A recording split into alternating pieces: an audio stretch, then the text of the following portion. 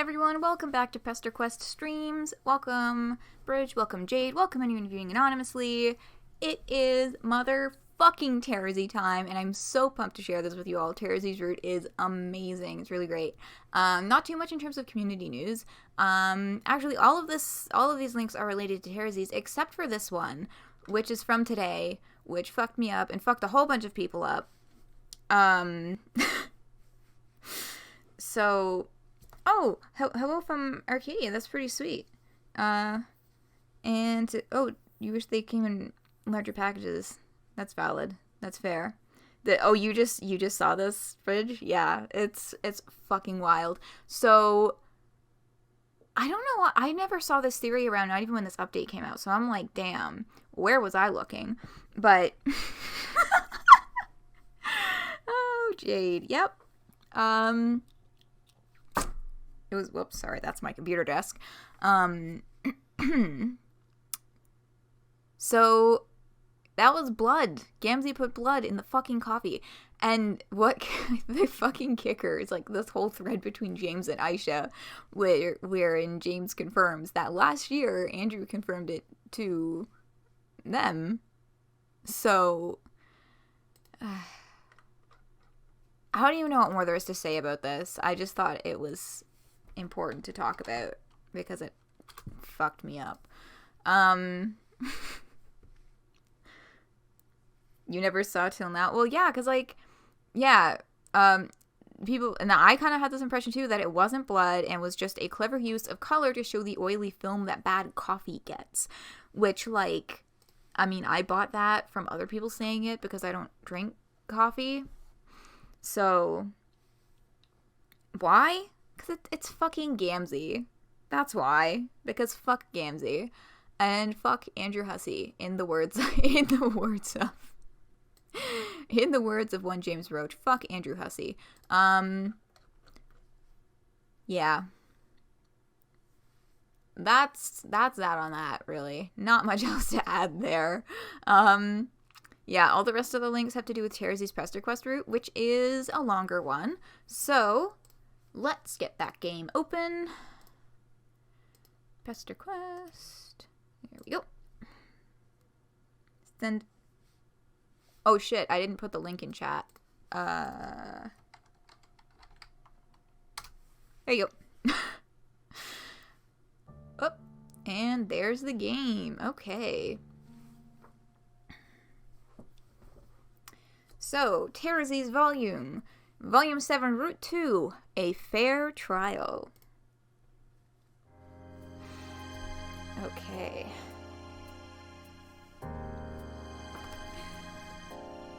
It's a cool, breezy evening. Violet leaves crunch under your feet as you stroll casually through a dense and inviting forest. Not an environment you're used to on this planet, that's for sure. You should be lapping up this serenity like a thirsty dog at a zen fountain. Instead, you're brooding. So many new friends, all of them a special breed of sad. You don't like seeing sad people, so you've done everything in your power to fix them. Slumber party, matchmaking, throwing a giant spider into a volcano. The smiles your new friends greet you with are all the proof you need that you've been doing good work. And yet, you can't help but wonder how much of a difference any of this really makes.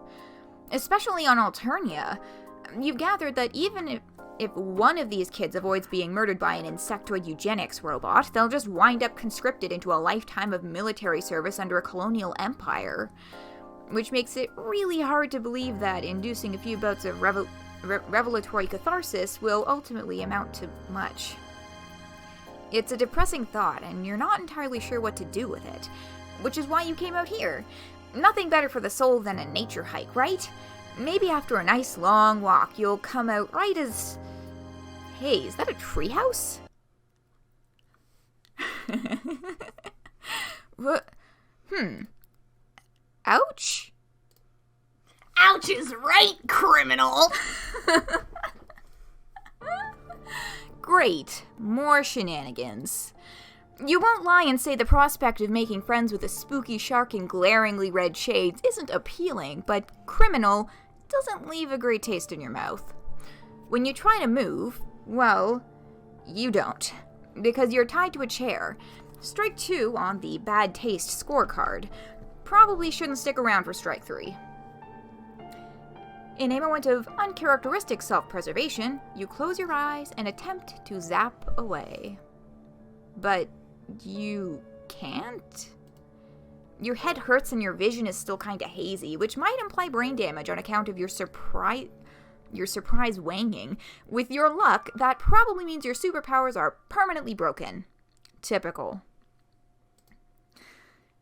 Looking up at your captor again, you can't help thinking the specs are a bit extra. What kind of loser wears big angular sunglasses like that anyway? Jerk joke. You certainly be one to judge if you had the legal authority to do so. A fashionable dress like that with blood as deliciously red as yours. The hypocrisy on you stinks like a fragrant pus. Gross. That is fucking disgusting. Oh, by the way, I'm here. Yeah. We didn't really plan when we were actually gonna, Say that. say it out loud. Like, reveal. Yeah. It was just kind of like, hey, I'll just start, and then you start reading the Terezi lines, and we just won't tell them what's happening. I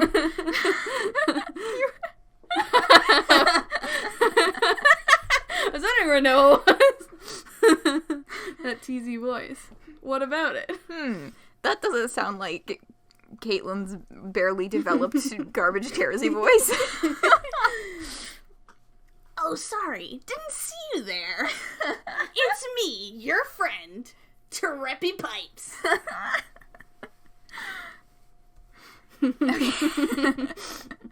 Okay. Let's keep going. You're like, that's not what you heard for two. Yeah, that's new. Is that... It's me, I'm back! Okay. Gross. Jeez, what's up with all these aliens and their hang-ups about blood? Hang-ups. Gallows humor is an admirable quality. But such crowd-pleasing theatrics will not spare you from the full weight of the law! I love her! Ah! Wow. Therapy movie for break? Back at it again! True, oh my god. I should just play therapy during the fucking break. But yeah, okay, it's like, oh, gallows humor, I appreciate it. And I'm like, I'm pretty sure MSPA reader was not going for the gallows humor, but that makes that whole thing 10 times better. Yeah. The law! She chubby! Yeah! Oh my god! Yeah, I love these sprites so much. Mm-hmm. So fucking much. She's a very, very good girl. Oh, god, I'm screaming love her. God, look at her. She's so wonderful. She's perfect in every way. Yes. Okay. God, that face. Okay. I am a professional. A bizarre tableau unfolds before you. Stuffed dragons and benches, a big angry monster, empty noose dangling next to a window.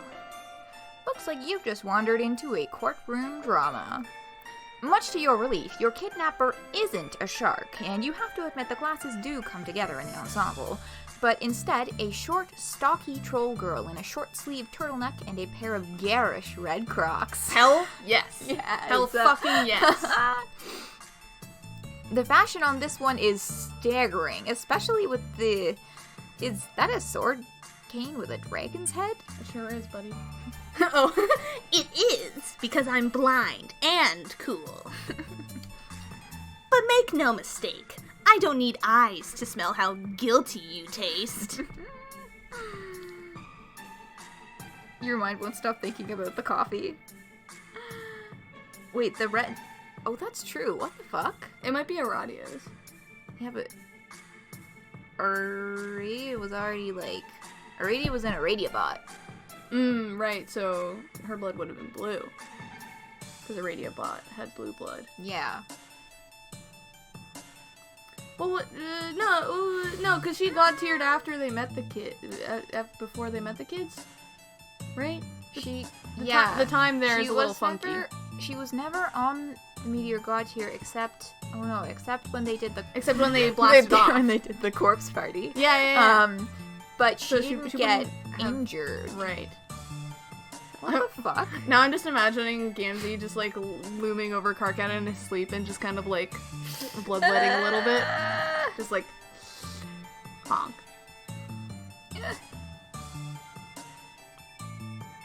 Wait, turtleneck? Oh yeah, turtleneck, yeah. A short-sleeved turtleneck.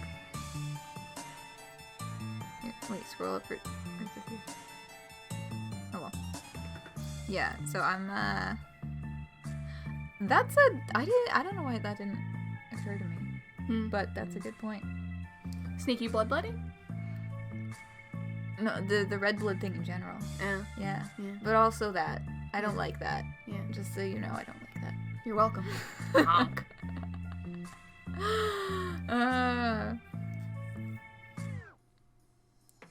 That's what you thought. It's made you feel pain.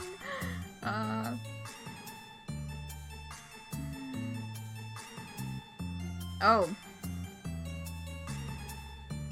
Period blood. Ah! Okay, I see now what I missed when I was too busy concentrating on like properly executing the sneaky reveal. the sneak, the surprise. And then I guess I just forgot to look in chat. Mm-hmm. Unlike how if you actually feel guilt. Rip. Oh. Yeah, no, that's... What? Don't read the thing. Wow.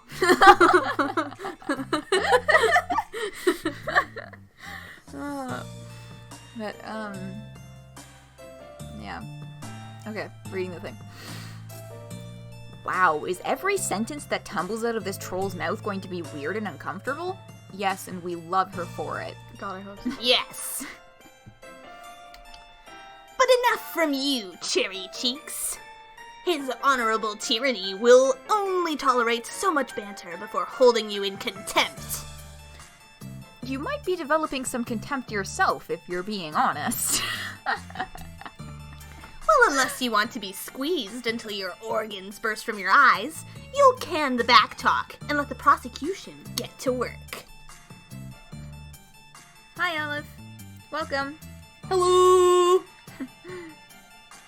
Yeah, Were your ears burning? I was just thinking, speak of the devil, there she be. Speak of the devil, and there she be. Is that what being held in contempt means? Fine, you guess you'll be polite and stop interrupting. Thank you, I really appreciate it. Right, now that we have the preamble out of the way... There's a ding from her computer, and her posture immediately switches from confident to frustrated. Ugh, hold on. She strides over to her husktop, tapping the gleaming edge of her cane in front of her as she goes. You wonder what kind of miraculous accessibility contraptions exist on this planet that a blind person can just use... Is she licking the monitor? Yeah. Yes. Miraculous accessibility on Alternia? This is a eugenics hellscape, Yeah. my dude. If you haven't picked up on that. You hope she does the... Yeah. Yeah. Yes, she's licking her filthy fucking computer monitor. Just slathering it up with her teal-tinted saliva, going at it like a husband greeting his war wife after 20 years at sea. Hot. Why? Sorry, give me a second. No problem, you say. Not like you're going anywhere. Okay, she's distracted. Now would be a great time to go somewhere. Your powers still seem to be on the fritz, but you think the weight of your incredible ass might shatter this chair if you could get some leverage. What? Is it canon that Emma's PR is It's a running joke. Okay. Like, from the earliest Friend... Like, literally the first volume of Friend Sim, one of the bad endings is you kill someone with your ass. Right. I think I remember that, because I think I played that one. Yeah. So... It's canon that MSPA Reader is dummy thick. A fantastic ass. Like, you remember when we did the Vriska stream, and the bad end was, like, he's, as, like, MSPA Reader is, like, getting dragged to the spider, they're like... Wow, all the drag is chafing your cheeks. Your greatest asset. Oh, right, yeah, I remember that. So it's just like, yeah. MSP Reader has an incredible ass and legs. True. Shit, which one? It was Chahut, right? That said MSP Reader had great legs. Or, like, great calves, specifically. Ms. Am I remembering Parr that has correctly? no business being this dummy thick. No business being this thick. You're kidding. Wait,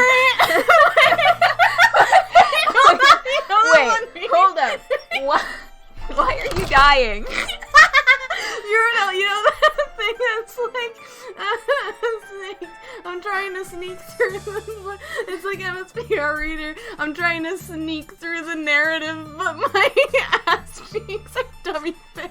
But I'm dummy thick, and that clap of my ass cheeks keeps alerting Doc Scratch.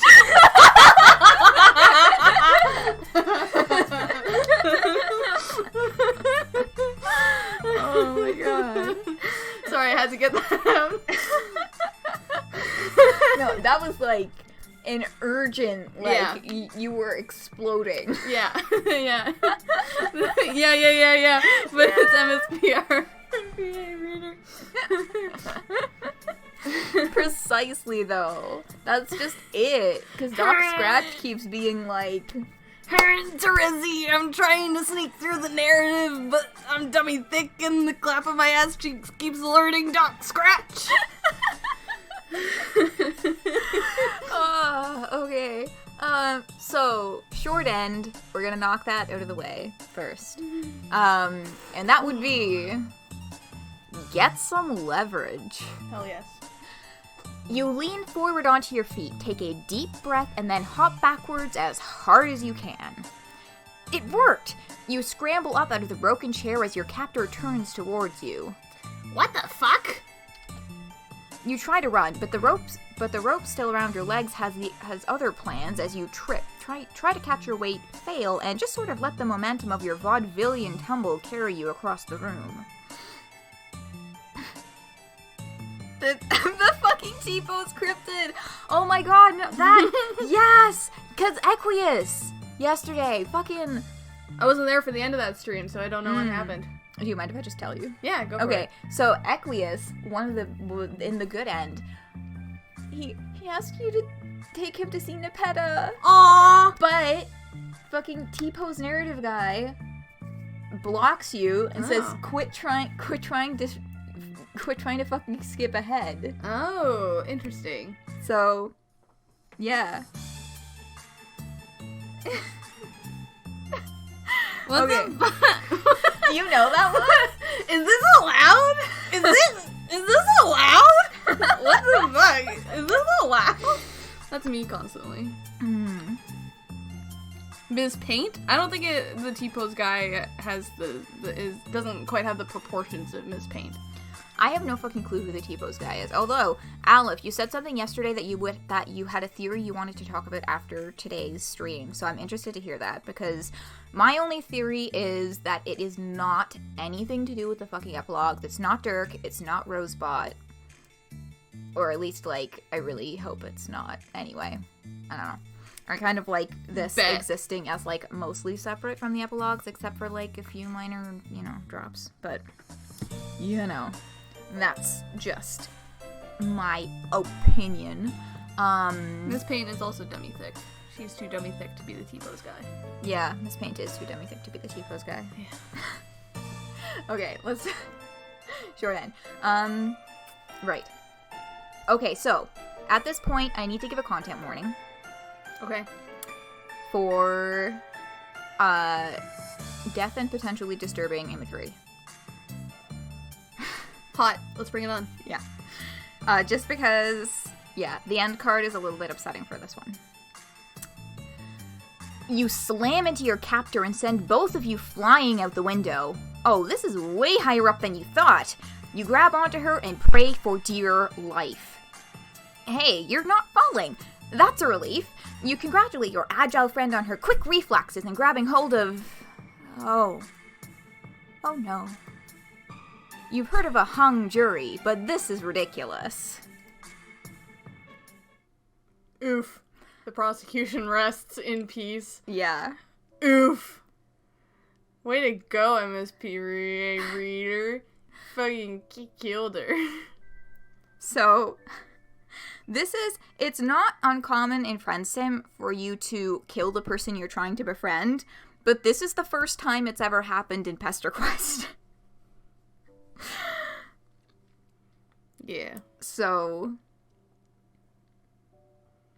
you expected it, but ouch. I know. Oh my god, it caught me by surprise. And I should have seen it coming because they literally set it up with a fucking noose in front of the window. Mm-hmm. And then obviously all the noose is hanging around her house.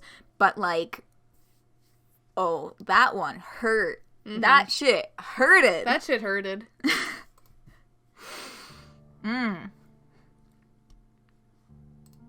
So, I'm just thinking of that one Femi C song for Terezi. It's like, I think it's actually like a Carcat one where he's talking about Terezi. And he's like, a girl who would play with a noose of excuses until her big wicked grin disappears in the smoke and crack goes a rope pulled through.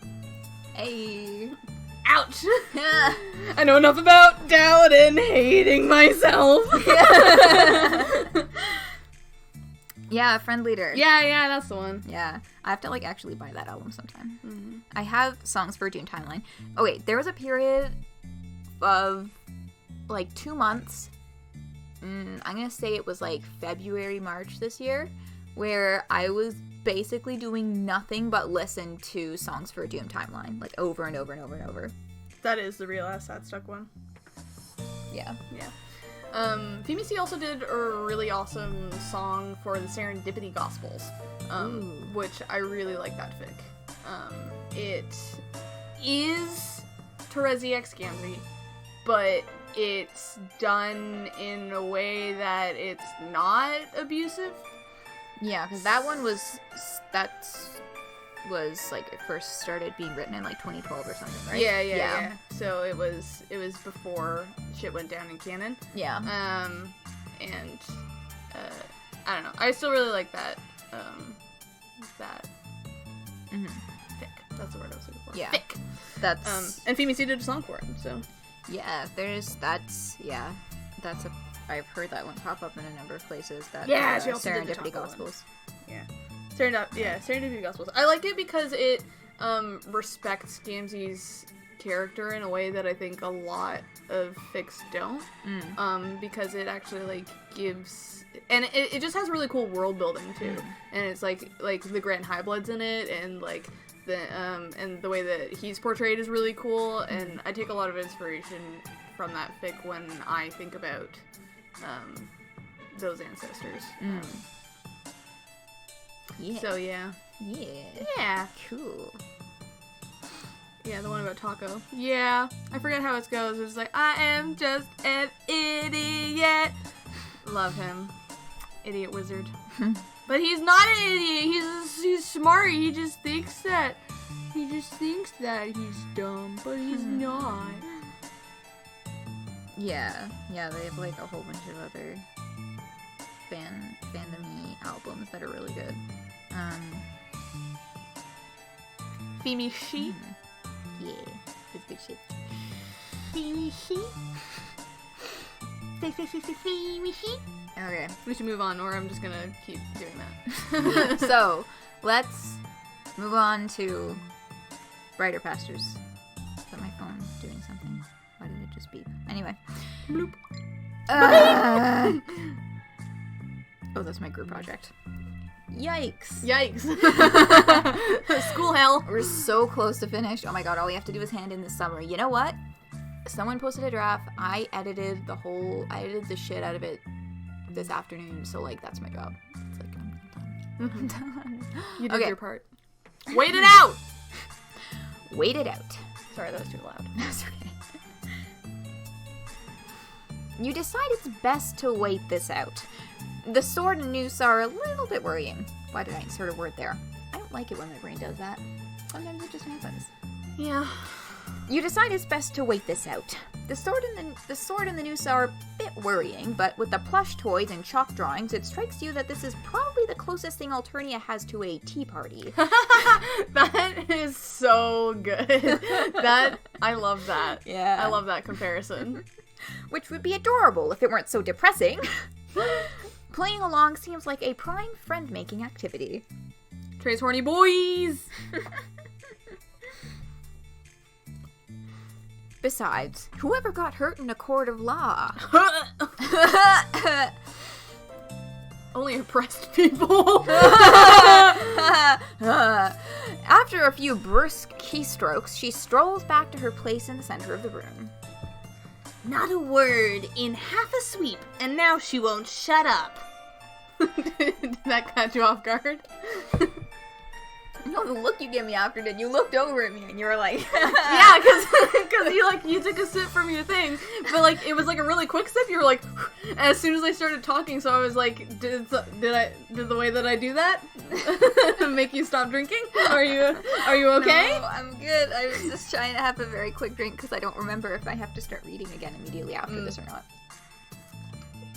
Oh, I read that line already, right? You ask who she was talking to. Just some dumb angry girl who needs to leave me alone until the heat death of the universe. Who even cares anyway? Not me, that's who. Where were we? Crimes? Crimes! You're here today to face the highest justice under my authority as Premier League-affiliated legislator in training of His Honorable Tyranny's court. And it is with said authority that I accuse you of the most grievous of crimes against the empire of her imperious condescension. Hey, you know what I'm gonna do that I forgot to do? What? I'm gonna post on fucking Tweet Machine. I always forget to do this. I usually just leave it, but, you know, actually, whoops. Make sure you can at me so that all 2 of my Twitter followers can see that I'm streaming. Wait, I didn't even know you had Twitter. I do, but I don't use it. Okay. It's at LBQ Princeton, because that's my thing for everything. Do you actually want me to at you or no? I don't care. Okay. It's Terezi time. I have 2 That's all it followers. needs. Like, You do. Okay. Now you're thinking about Snufkin? Crimes. The crime in Moominville? oh yeah. I stand. People here and your cousin. Snufkin, eh? What is a snufkin? Let's go. Yeah, be gay, do crime. Okay. Be gay, do crime! Uh-oh. What crime would that possibly be? Breaking and entering? Doping with a clown? You guess she could technically nail you down as an accomplice to murder, but... The crime of existing! Oh my god, I fucking love this part. Like, it hurts, but it's so good. What? You're waiting for the other shoe to drop, but the damn thing just seems to be stuck up there. What did she say about being in training? You're beginning to wonder if this, what did she call it? Slay-licitor? Slay-licitor? Prosecutioner? Public dexterpetist? Oops. You're beginning to wonder if this murder lawyer actually knows what the hell she's talking about. You think I'm making this up? Do I really look like the kind of girl who would randomly commit unprompted and unjustified murder on a whim? Look, you've met some weird fucking trolls on this planet, and they all seem to have a pretty laissez-faire attitude about murder, so... No, you know what? Fine. if you're gonna be a pedantic, snot-nubbed little wiggler about it, I'll just recite the whole fucking law verbatim. Article 5, subsection 11, paragraph 68 of the Second New Codes of Alternian Jurisprudence? Jurisprudence. That word describes your crime as... Oh, Jesus. Yeah. Being, having been, or possessing the capacity to be in need of material resources consumption for the purpose of curtailing biological expiry, existing in, of, around, or through imperial territory. As one of unclassifiable sanguination, mutant, one of extrasolar origin, alien, or one who plans to commit, has committed, or may possess the capacity to commit high crimes and fish demeanors against her imperial condescension. Criminal. There, happy now? The teal mile. Yeah. Dang, this girl really knows her stuff. Of course I do. I was just about to say that. Of course I do. I'm not some fly-by lunar cycle troll slaughter consultant. I'm a fucking professional. Clearly. How could you question her expertise on the subject of what is and is not technically a crime when there are so many books piled up haphazardly? You definitely are existing as an alien, after all, and you guess that does by definition make you a criminal. And from the look of that noose, you doubt the punishment is something as quaint as being thrown in the slammer. So is there an appeals process, or... She springs forward with surprising agility and presses her face right up against yours. Sniffing with alarming enthusiasm. Your game of candid apple ignorance may convince the pan-scrambled clown fuckers in the cheap seats, but I smell the deception dripping off you like a delicious marmalade. You'll have to do better than this if you really want to... She sniffs. She sniffs again. Did Kanaya make this dress? I'm struggling. Oh my god. This voice, I don't think I've ever done this voice for that long. Oh yeah. Yeah, not gonna lie, streaming the entirety of Homestuck last year was like, it was a bit of a rough time. Mm-hmm. Doing character voices every weekend is like... I'm prepared there have definitely been times where I'm just like, I'm not doing character voices this stream. Speaking of Homestuck Reread Streams, that's starting next weekend. Hey! Ooh! I want to make it to as many of them as I can. I'm gonna put an F in chat for you too, Noah. Yes, the torture of voice acting. In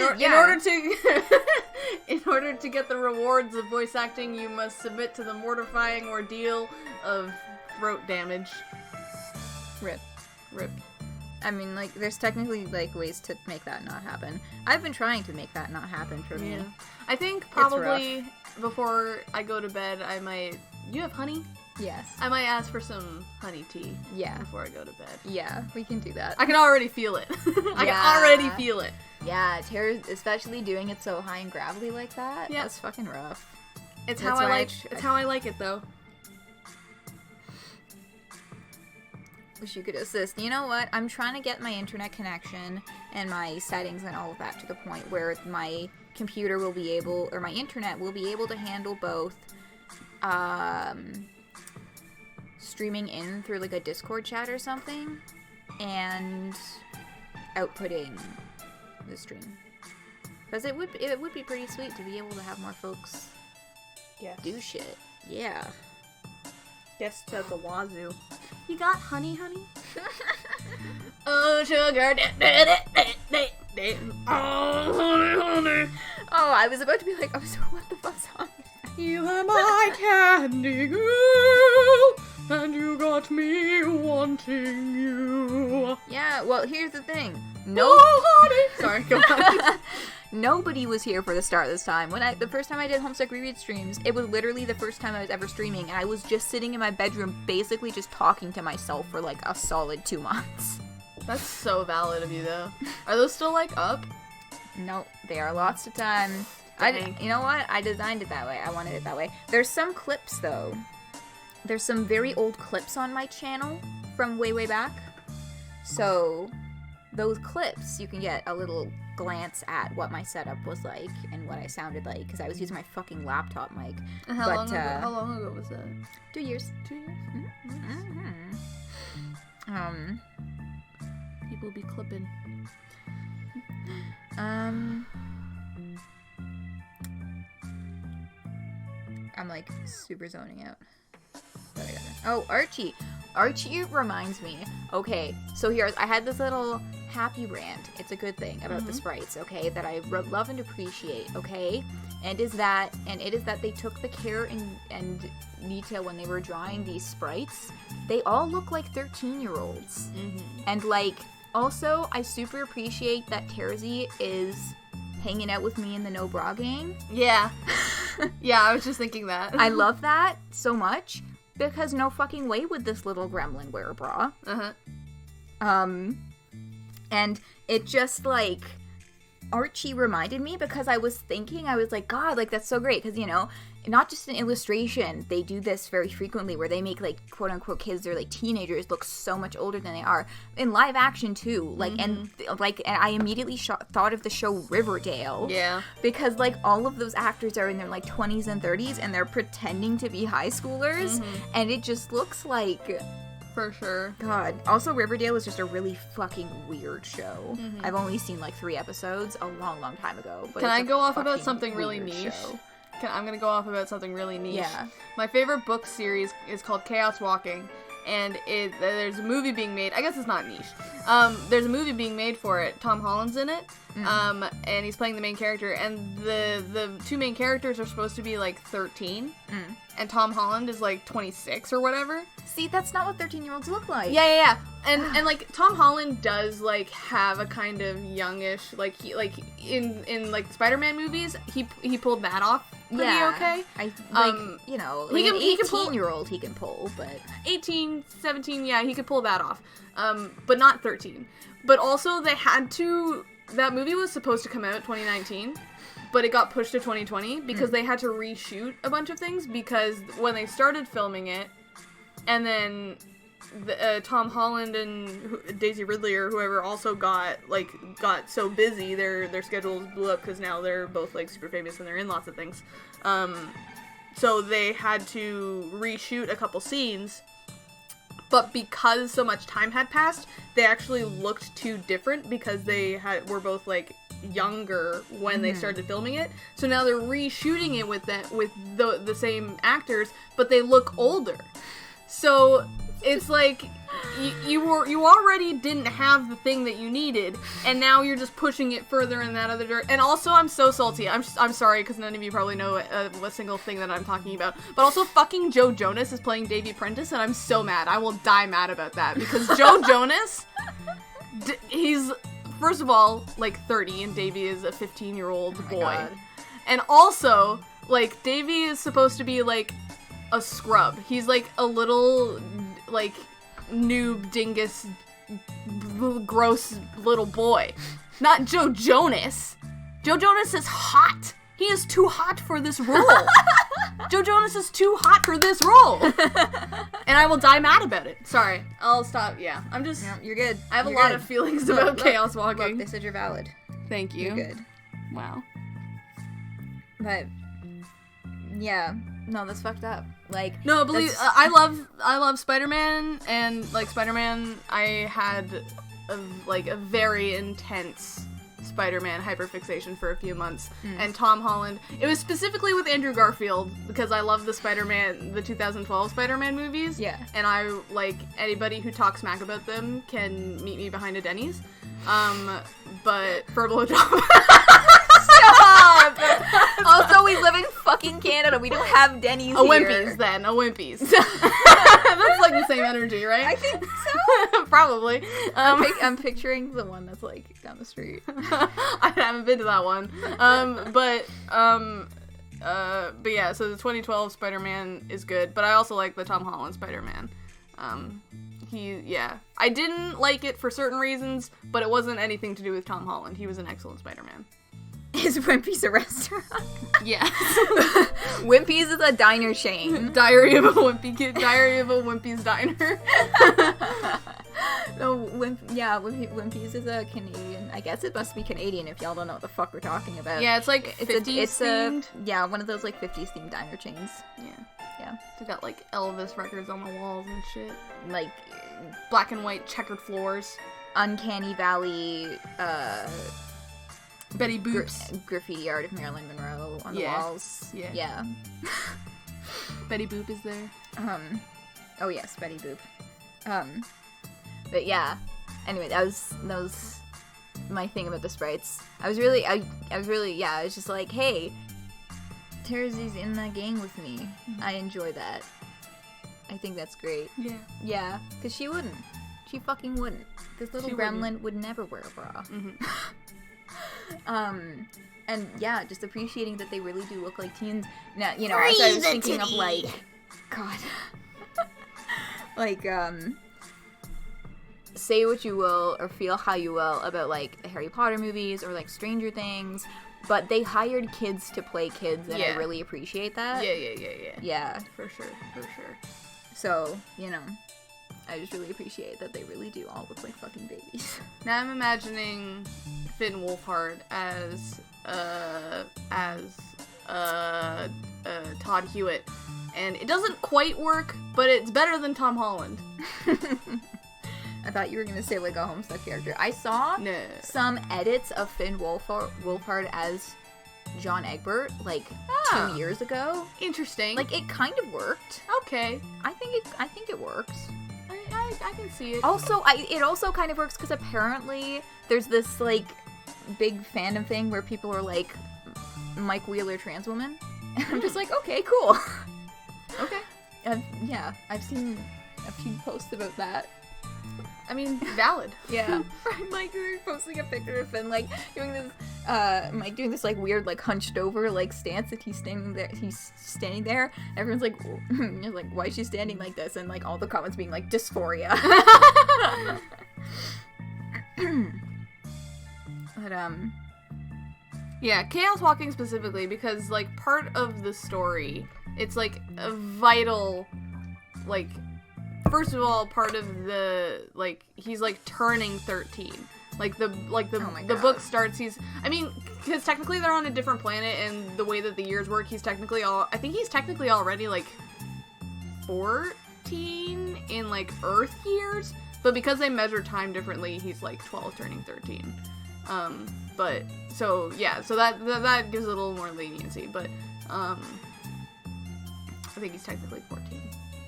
But he's turning 13 because they're on a different planet. I forgot what I was saying. But okay. Yeah, it's integral to the story that he's a young kid, that he's a teenager.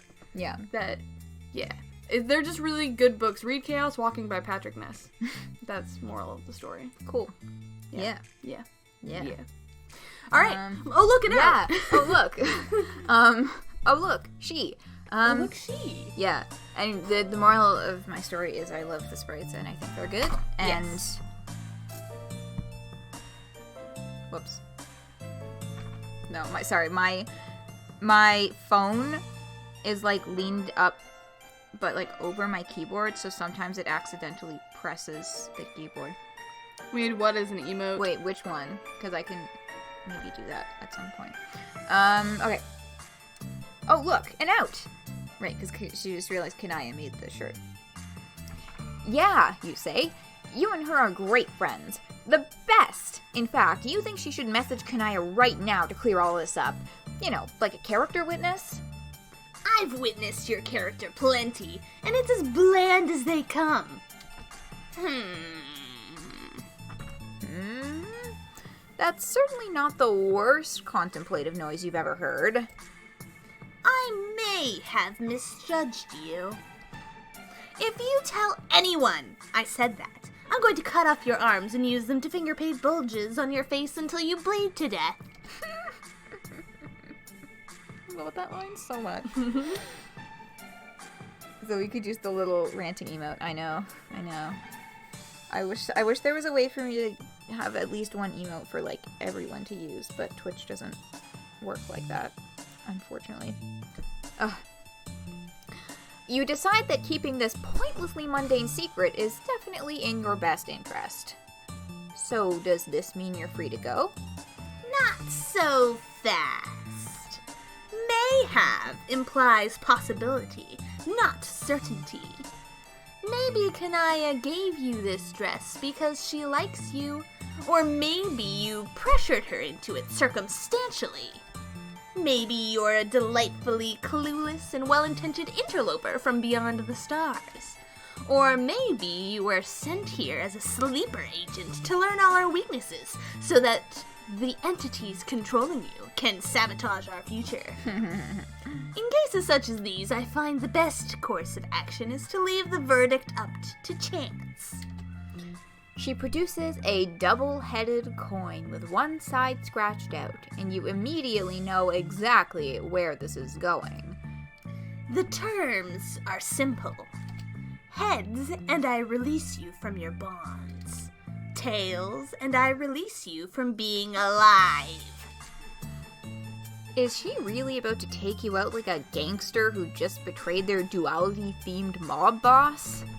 Before you can request a less Saturday morning cartoon solution, she flips the coin into the air. Well, this is bad. It's bad, and it kind of makes you angry. This doesn't make sense. You didn't do anything, but here you are with a 50-50 chance of getting murked by a jovial gremlin anyway. Jovial gremlin, I love that. Does she think this is normal? Your head is cleared enough that you could zap away if you really tried, but something about this murder lawyer is stuck in your craw. Her devotion to justice is obvious, but it's a twisted and brutal justice, streamlined for violence and painfully efficient in enabling exactly that, if this mock trial is anything to go by. This is the same system that requires insectoid eugenics robots to keep the peace, after all. There's so much wrong here, and she doesn't even see it. Like, metaphorically see it. The coin is falling. Every rotation brings you closer to a fate that, regardless of outcome, wouldn't be fair. You decide to think about what should be fair. Just like that, you're standing next to her. With a scream, you snatch her coin out of the air and hurtle it full force through the window. My coin! Sorry, you shout, but she can't expect you to just accept the whims of chance when your life is on the line. Why not? Because that sucks. It's,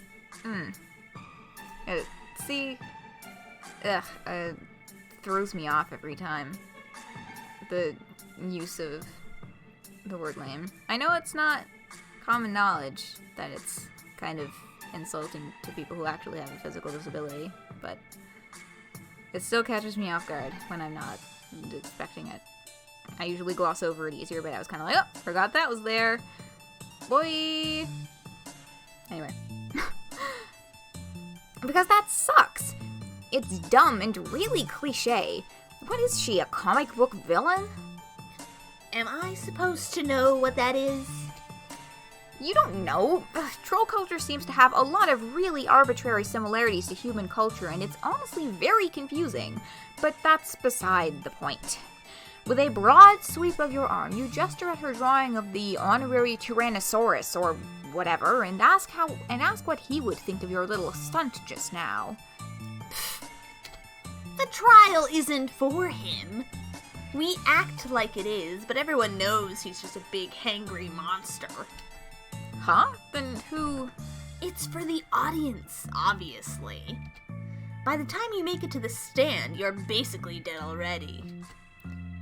Don't the accused get a chance to defend themselves? Defend? Ha! Only the outrageously guilty would ever think to defend themselves in a court of law. Wow, that's fucked up. What's the point of even having a trial then? Besides the sheer pleasure of watching all the hope slowly drain from someone's eyes as they confront their imminently approaching and inevitably gruesome execution. Yeah, besides that. It's a warning to the seditious of what happens when they cross the line. And that line is, existing? Yep. The nonchalance of her answer underlines just how upsetting all of this really is. You remember the law she recited, and one part in particular sticks out to you. Unclassifiable sanguination. Didn't Karkat try to commiserate with you about having mutant blood or something? You know Karkat, too? I keep waiting for him to fuss about team leaders, but now he won't shut up about this thing he calls a Dave. Everyone was so worked up about the game, and now they're just over it suddenly. Dave. Dave! Dave! Cool kid. Yeah, that's your fault. Karkat would probably have a nuclear conniption if he knew you were about to say this, but you ask her if she's aware of his blood color. Of course I'm aware of it. What do you think I am, blind? Yes? Karkat's a mutant, right? If you remember correctly, that makes him guilty of the same crime you are. Her expression turns sour, and you can tell this is something she spent a lot of time trying not to think about. You figure she avoided summarily executing you because you're friends with her, you're friends with her friends, so she would probably avoid killing Karkat as well. And that's a good thing. Great, in fact. You cannot stress enough how awesome that is. But doesn't that strike her as a bit hypocritical, making exceptions for her friends? Does she think that everyone else who dies at court or gets culled in their own hives deserves what they get just because she doesn't know them personally? It doesn't matter what I think. This is just how things are. It sucks, but it would suck a lot worse to be killed for saying so. And then who would protect Karkat? Who would protect... I can't help everyone, Cherry Cheeks. I can barely help my friends. Maybe if I stick to it long enough, I can change things from the inside. That's the best any of us can hope for. I'm getting rings of Tyzeus. I love Tyzeus so much. I don't know Tyzeus. Who is she? I was just like, this is... Tyzeus is one of the Friends and Trolls, who is another... Who is another teal blood, and who... Is that the one with the... Like this? The hair, like, with the three... No, that's Torona. Oh, that's okay. A whole other... Oh, Torona. That's a whole other story. No, Tyzeus is the one whose, horns are squared off at the top. Okay. Who's carrying the books and the mug. Right. Yeah. Tyzeus is une binge. Yeah, why throw Karkat under the bus? I know, right? But, like, Terezi already knew. You know, if she was gonna do something about it, she would have done something. But, you know, this whole conversation is about being like, hey. But yeah. She's like, well, maybe if we get in there I can help everyone, but we'll see. Although I find it interesting that they kind of went this way with her character, because I don't know if at this point this really would have been Terezi's train of thought, but I mean, hey, MSPA readers here, maybe with the push in the right direction, this is where, you know, where it's gonna go. You guess that doesn't sound like the... Whoops. I,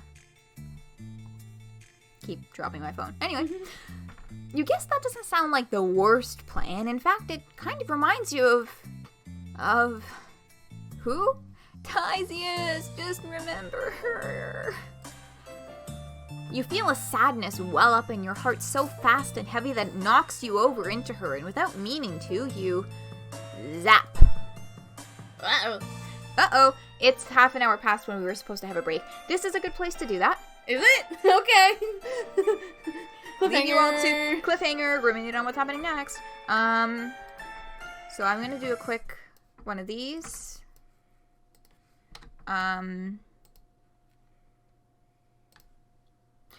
So 5 minutes, and then we will. Are you gonna put on the Terezi Pipes video? True. Oh, it's not the right window. Octotune, because I've been listening to it so much. Sorry, we just got Homestuck on the brain, so I heard Octo and went straight to Octopimp. That was where my brain went. Ouch. Oh, yeah. New Optimistic Duelist video. I gotta watch that shit. Yeah, me too. I have not watched that yet. It came out according to YouTube 7 hours ago, so I think it's reasonable that I haven't seen it yet. Yeah. What's it called? It's by Miraculous Tang, right? Yeah, oh my god, I totally zoned out and forgot I was supposed to be looking up. I was just staring at my search history and being like, what the fuck?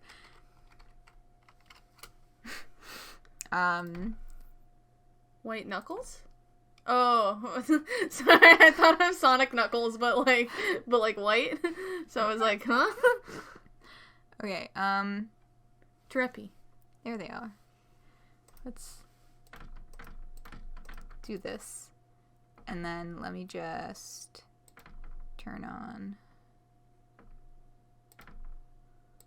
There. Okay.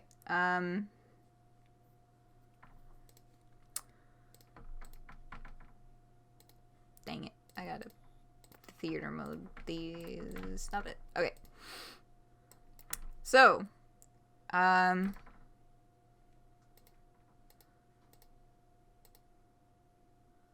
it's just gonna get in the way. Oh, I clicked on the wrong one, and now there's 2 of them. Oh, wait. Okay. Someone dunked Knuckles into bleach. White Knuckles. Sonic is the rap name. When you said White Knuckles, I was immediately picturing some, like, really bland humanization. Oh, no, I was just thinking about Knuckles the Echidna, but if he was, like, albino, I guess. Yeah, okay. So here's Terezi, and then we'll play some music after. Alright. 5 minutes. Terezi. Hi everyone, I hope you enjoyed the surprise bonus video.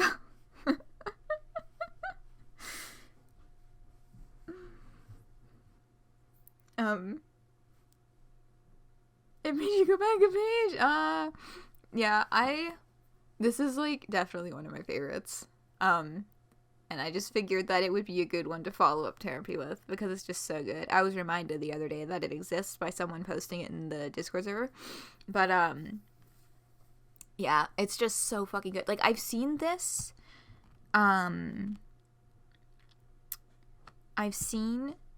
like, voice clip meme used with, like, other fandoms. Namely, like, I saw one for, like, My Hero Academia, but it just doesn't work. It just works with Homestuck because, like, I can literally picture Caliborn doing exactly that. What are we talking about? Like, I've seen this used for, like, My Hero Academia, this voice clip, and it just doesn't work the same. It doesn't. It's because the Homestuck characters have a very, chaotic energy that's hard to replicate. Like, it's like they just feel like real kids, and this is shit that real kids clearly did. Yeah. So like, it works to put Homestuck characters over top of them. Yeah, like, it's got that perfect suspension of disbelief. With other works, I'm just like, I can't do it. Yeah. But with Homestuck, this is precisely Caliborn's energy. Yeah. Having Dirk at the forefront of this with the intonation of that person's voice is so fucking good. It's so good. Roxy just busting it. John zapping in out of nowhere with retcon powers and being like, what did I just walk into? Yeah. Dave saying, I'm fucking crying, oh my god, and just with a complete flat fucking face. It's like, it's good shit. Why are you buying clothes at the soup store? I know, with Vriska fucking holding a gun to his head. Yeah. Why are you buying clothes at the soup store is also I'm fucking at beautiful. soup! Why are you at soup? Okay. So let's get back over here. It's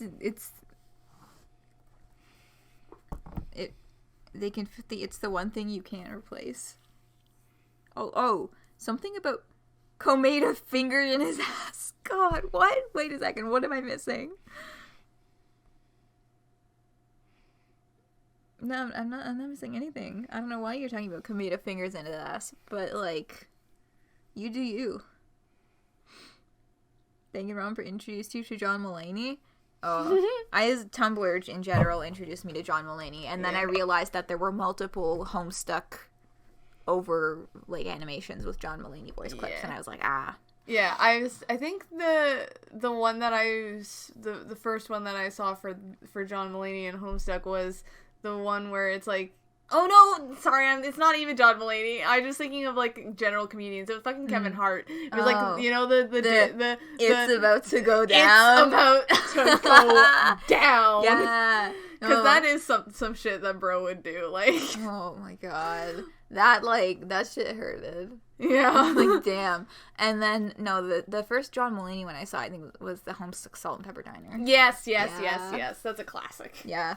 Maybe we can play those at the next break, because I'm pretty sure we're going way over time today. Anyway. In Tomodachi Life, and he just wanted the mushroom hat.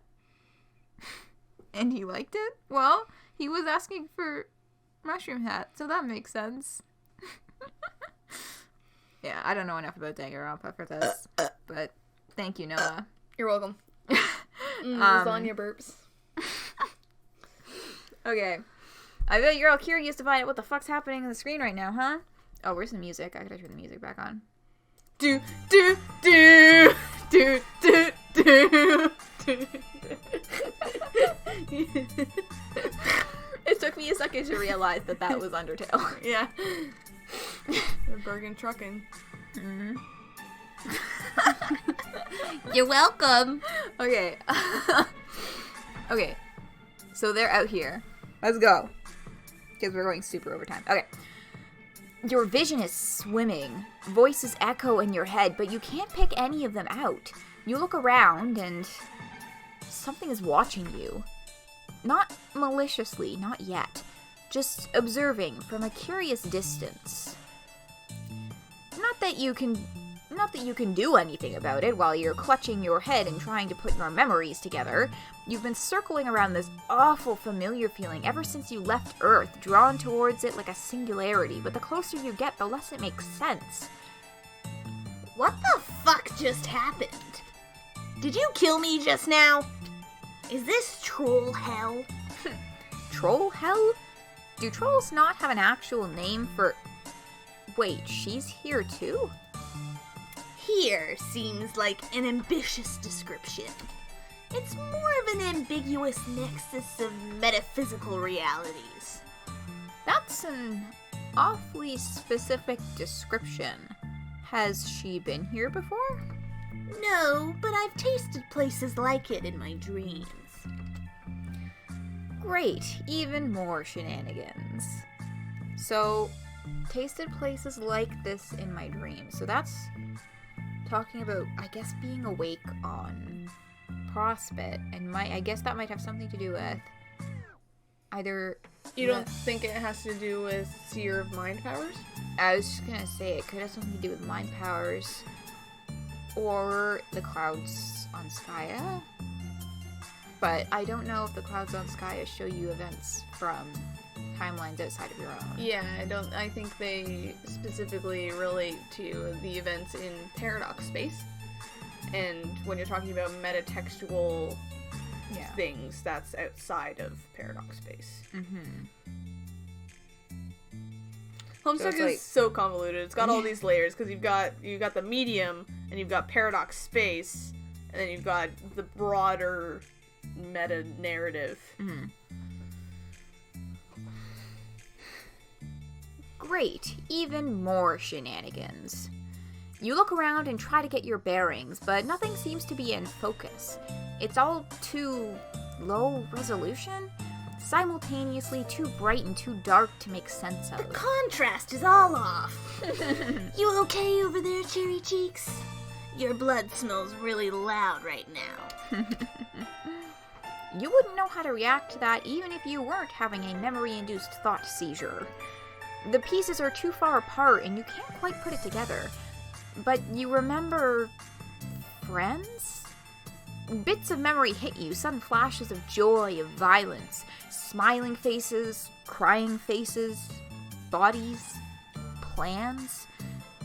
Hope that the world could be made into a better place. Friends? Ooh.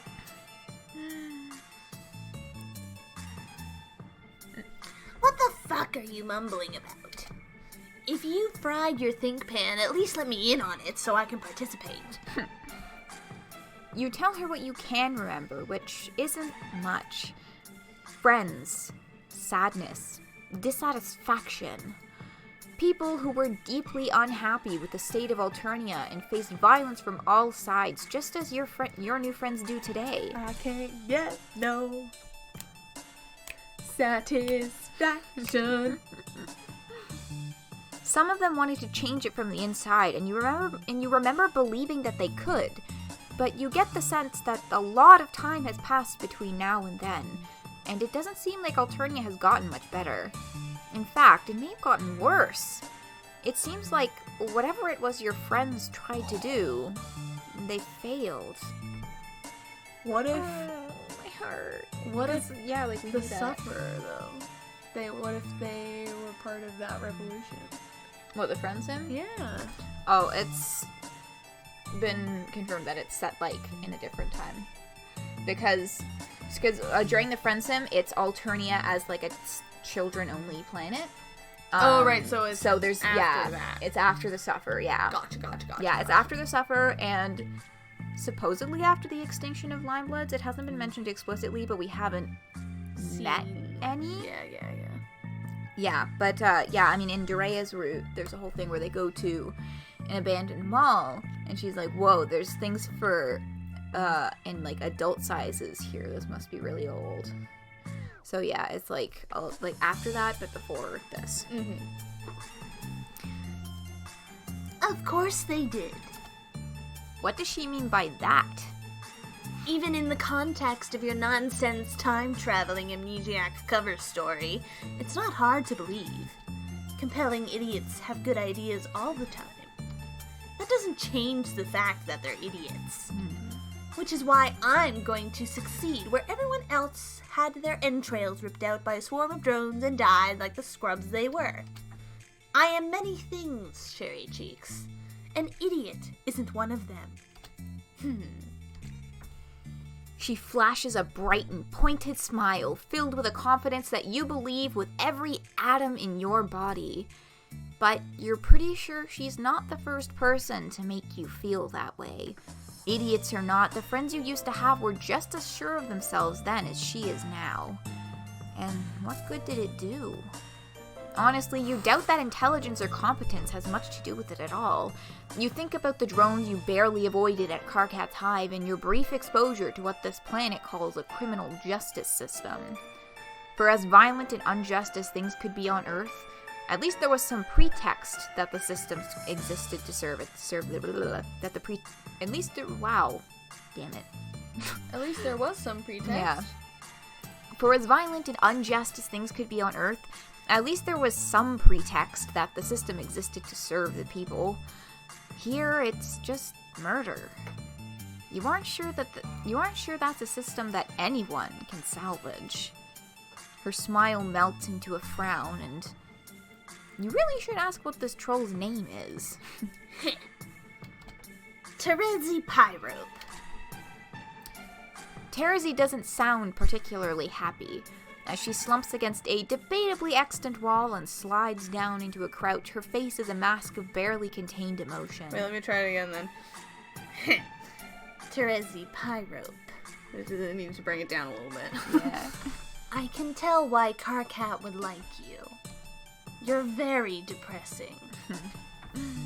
You chuckle and sit down a respectable distance away from her. You definitely don't mean to be depressing, but you have a knack for digging up drama. The hazards of forging new friendships, you guess?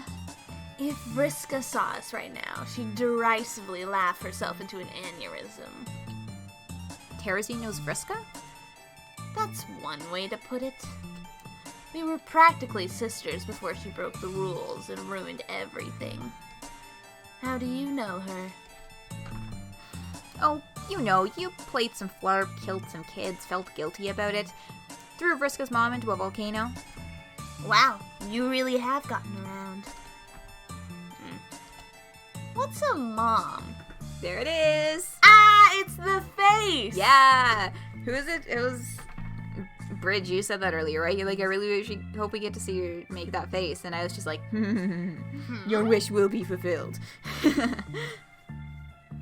Question mark? Oh, you're moving Vriska and Komeda next to each other. Cool, cool. They cancel each other out or make things worse. Ah, the face! Yeah! The face! The thing! I need to... Sorry, I'm too loud. Now you're good. I'm just gonna talk like this from now on. You think that was just about the saddest thing you ever heard get said if you didn't already know what a lucis was. Which, of course, is a reference to... Call back! The fucking... Oh Dave. my god, Dave. It's like... He's like... what is... Oh shit, how's it go? It's like, how old are you? 6. He's just like, oh shit. He's like, oh shit. No, It's it's like, he's literally like- in... I think he just says holy shit, and then Yeah, and then asks, like...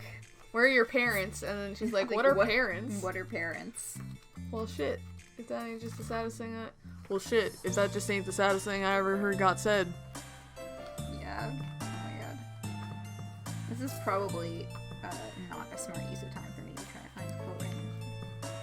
If that ain't just the saddest shit I ever heard got said. My name's Dave. Pretty sure it's in this book.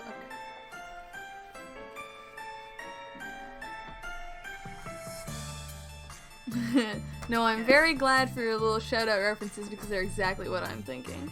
You're so welcome. I don't remember what you're talking about, but because as soon as I say something, I just forget what I've already said. The moment it leaves my mouth, it also leaves my brain. But I'm glad that you're deriving entertainment from the things that I'm saying. Wow, Taste Rider here in our stream. I gave up on trying to find the quote because I thought it would take too long. Anyway. I'm pretty sure we verbatim got it, though. You killed her Lucis? So she's... That explains why she's been messaging me. Ha! Terezi is laughing, but it doesn't sound like any laughter you've ever heard. I can't fucking believe it! Circuit figures her shit out just in time for me to have my own identity crisis. And I bet she thinks everything's supposed to be fine between us now just because... Want to know a secret, Cherry Cheeks? Might as well add another one to the pile, you say. I have no idea what I'm doing. I never have, and now I don't think I ever will.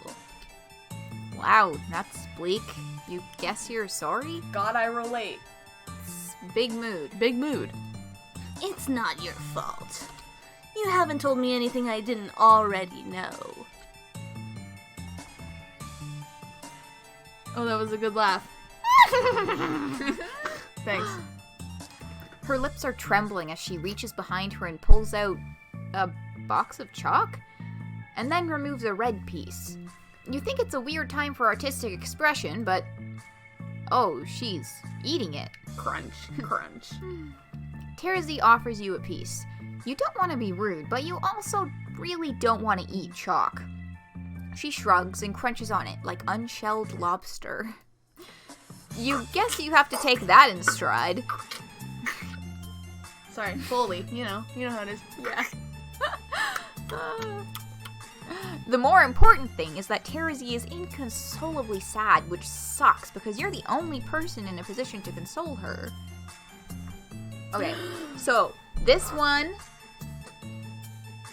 Noah, are you okay? God, I want to hug her so bad. I know, but...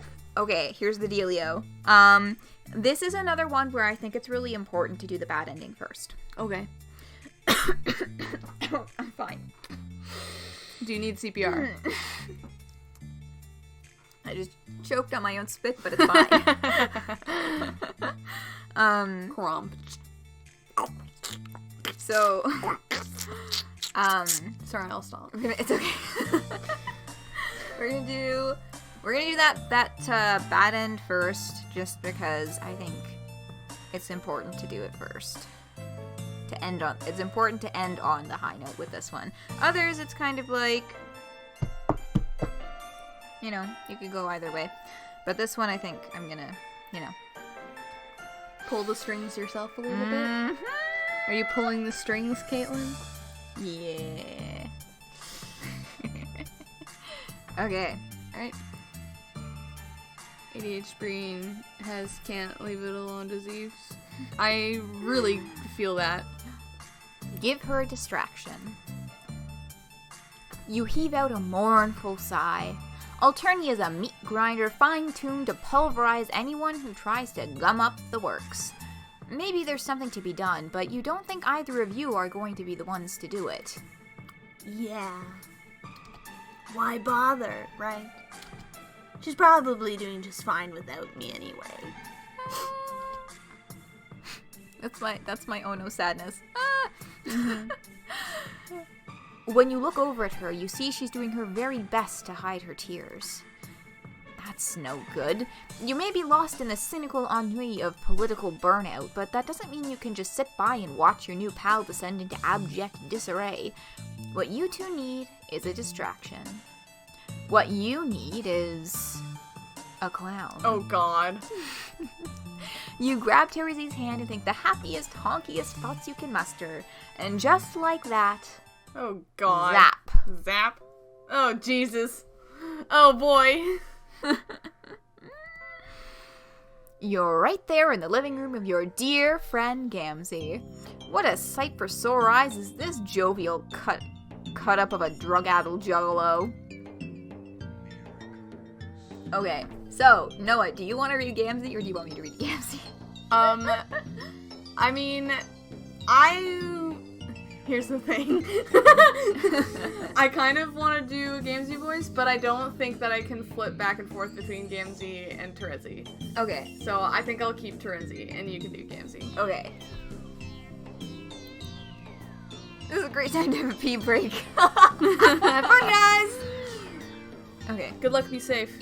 Jade, don't do anything I wouldn't do. What the fucking motherfuck? My Gamzee voice is like not the best. Oh well. I'll warm up to it. With comical slowness, he dive bombs away from you over his couch and into a pile of horns. Honk, honk, honk, honk, honk. A chaotic honk cacophony sends Gamzee into a chorus of screams. You elbow Terezi. Smell that? How could she possibly think about the crushing impossibility of making the world a better place when this fellow's over here acting such a fool? Her frown is unwavering as Gamzee clambers back up to his feet. That was a righteous motherfucking miracle that you just gone up and did in front of me. Got me scared honkwise right into the horn pile, my brother. It's a real good thing I'm tripping the pie clown-tastic right now, otherwise my pumpkin biscuit might have flipped turnways hard enough to make me all violent on a motherfucker. His smile is nothing if not cordially unhinged. I love that description. Hey, Gams. Terezi? Well, fuck me all situationally up. What'd do, my sister? It do too much. Shit, man, that's some bad news to hear. Now that I'm looking all up at you motherfuckers, you seem pretty hellaciously burdened. Like in the soul that we have. God, I love the way he talks.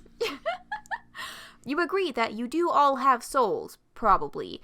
That's the answer he was looking for, right? If I have a soul, it's a tar-tasting slime stuck on the bottom of a ground pusher covering. You mean a shoe? Whatever. Well, I don't know what you two God. I love the way he talks. Well, I don't know what you two hoes have scribbled down on your planners for tonight, but if it's the world that's what has you weary-eyed, methinks maybe you should be getting to have your think pens all in some pie pans, my mans. That's not a bad idea. What better distraction from the dystopic nightmare of Alternia than the warm, comforting embrace of hallucinogenic drugs? Drugs are not the answer. This has been a PSA. Yeah. Terezi seems momentarily unsure, like some sensible part of her is desperately begging her to do literally anything else. Fuck it. She plops down on the couch with determination, sinking into it like a sack of disillusioned potatoes. That is directly the noise what I like to hear. Gamzee slithers down next to her and puts an arm over Terezi's shoulder. She tenses up, but doesn't push him away. What about you, Miracle Dempster? You want to be getting all in with this? Yep. What have you done? My phone dropped again. No, Terezi, not the pie! No. He pats the seat next to him with a delightful grin. You think you feel the same tug of reason Terezi felt, but you'll be damned if you pretend to have more sense than a lawyer. Incredible. Jesus. Besides, you're having a hard time imagining anywhere you'd rather be than in the arms of a fragrant clown. Fragrant is right. He puts his arm around your shoulder as you sit and try to make yourself comfortable. Now, ain't this just the coziest motherfucking snuggle sesh there ever was? You see Terezi sniff at an open, half-empty Faygo bottle before taking a big swig. Oh, sweetie. Pass me some of that wicked elixir, my sister. Gamzee takes his own demure sip, gargling as he sucks from the bottle. By the time he passes it to you, you're pretty sure it's more backwash than Faygo. Which is still more Faygo than none, you guess. It is, without a doubt, the most vile combination of taste and viscosity you have ever put into your body, but hey, at least now you're not thinking about politics. As you toss the empty bottle to the ground, already lost in a stupefied haze, you glance over at your new pal, Terezi. She doesn't look happy, but at least she doesn't look sad. Goal accomplished, you guess? Wasted. Wasted. Oh, jeez. Yeah, this shit hurted too. Mm-hmm. Yeah. Mm-hmm. Mm-hmm. You know, but I mean, that's a real ass fucking story. That kind of disillusionment is the reason that a lot of folks start getting into heavier stuff. Because, you know, the world's a fucking hard place to be. Mm-hmm. For sure. Yeah. And I think part of the reason why I like Terezi's story so much is because of something that has like always stuck in my mind when it comes to her is when she writes that message to herself that is, you don't need him, because she doesn't specify who it is. It could be Gamzee, it could be Dave, it could be Karkat, because those are all boys in her life that she has in some form or another kind of almost put herself onto. Put before herself. Or put before herself, yeah, for sure. So it's like really like such a a mood, but also just like a good like kind of story arc for her to kind of come out of that. And like, because I feel like that happens to a lot of people where especially women who they end up putting other people before them in their lives before themselves, and it's not healthy. So yeah. Yeah. So, you know. But hey, on the bright side... Let's give her a hug! Yeah! She's just touch-starved. Good message for people who tend to be self-sacrificing? Yeah. Yeah, man. Sometimes you just need to focus on yourself, man. Like, even if you don't know what you're doing, like, it's okay to be okay with that. Yeah. You don't have to know what you're doing. You just have to, like, just move forward in the best way that you can. Yeah. Boy. Hug time! Yeah. Hug time! Hug time, hug time, hug time. Do it. Press the button. Give her a hug. You don't know how to fix this. You don't know how to make Terezi feel better. The best you can think to do is put your arms around her. Despite the fact that you're a complete stranger who basically just kidnapped her, she welcomes the embrace. Oh, thank you, Noah. Hug time. Yeah. I hated her for what she did. Not to me, but to our friends. All but went to war over it. After our truce, we cut ties. My hope was that she would avoid hurting anyone else. But deep down, I knew I would have to kill her eventually. In the name of justice. She did terrible things, but so did I. We did some of them together. Why wasn't I culpable? Why did I blame her for something we did to each other? You think it's regrettably natural to blame the person in front of you when you get hurt, especially when the real problem is too big and esoteric to stab through the chest with a sword cane. Oof. Thanks. Vriska did what she did because she had to. So did I. We both deserved the revenge we wrought on each other. But we were all victims of the big picture. It made us what we are, ensured we would do what we did. Every little injustice started here, there. And when we fight, whoever painted that picture smiles and laughs. Because they know they've already won. He's already here. She sits up a little straighter and you feel your spine follow suit almost on its own. Fuck that. Terezi slips out of your arms and stands up, pulling you to your feet with her. Her entire demeanor has changed. She's practically vibrating with determination. The only thing I want is for Terezi to vibe check Doc Scratch. Boy, yes. Yes. Also, it fills you with determination. Choo-choo. Despite everything, it's still you. Mm-hmm. God, that fucking in the chest the first time I played that game. True.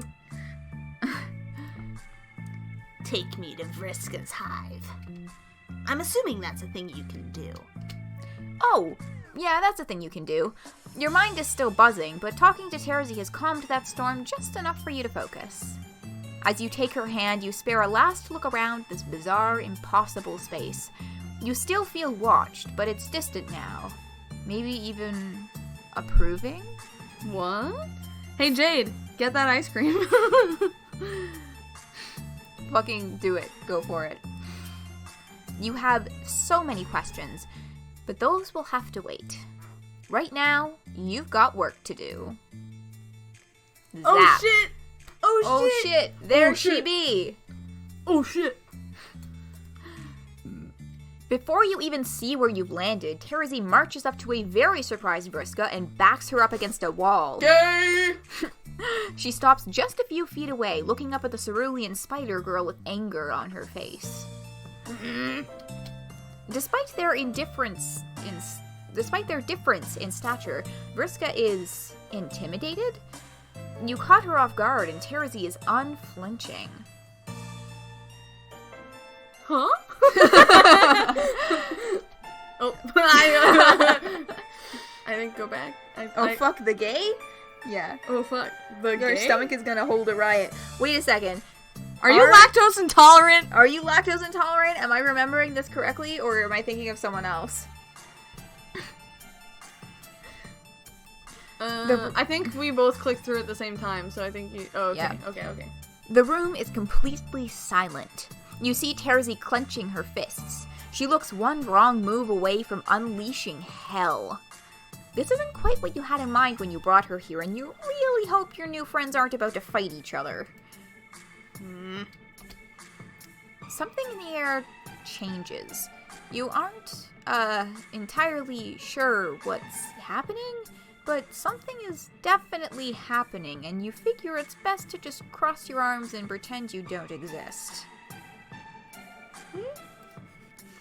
Terezi's posture softens.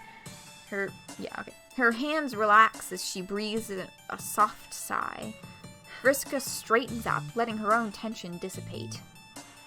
You guess you're feeling a little less tense yourself? When Vriska cracks a hesitant smile, Terezi leans back. She's sniffing the air intensely, which feels like a good sign. Everyone's getting a little looser, a little more casual. Definitely an improvement. Then they both start cackling, slapping their knees like they've just heard the most hilarious knock-knock joke in history. The knock-knock joke? Or knock... Because everybody knows that knock-knock jokes are the pinnacle of comedy. Oh, yes, absolutely. You'd sure like to get in on the joke, too, but you figure it would probably be rude to ask.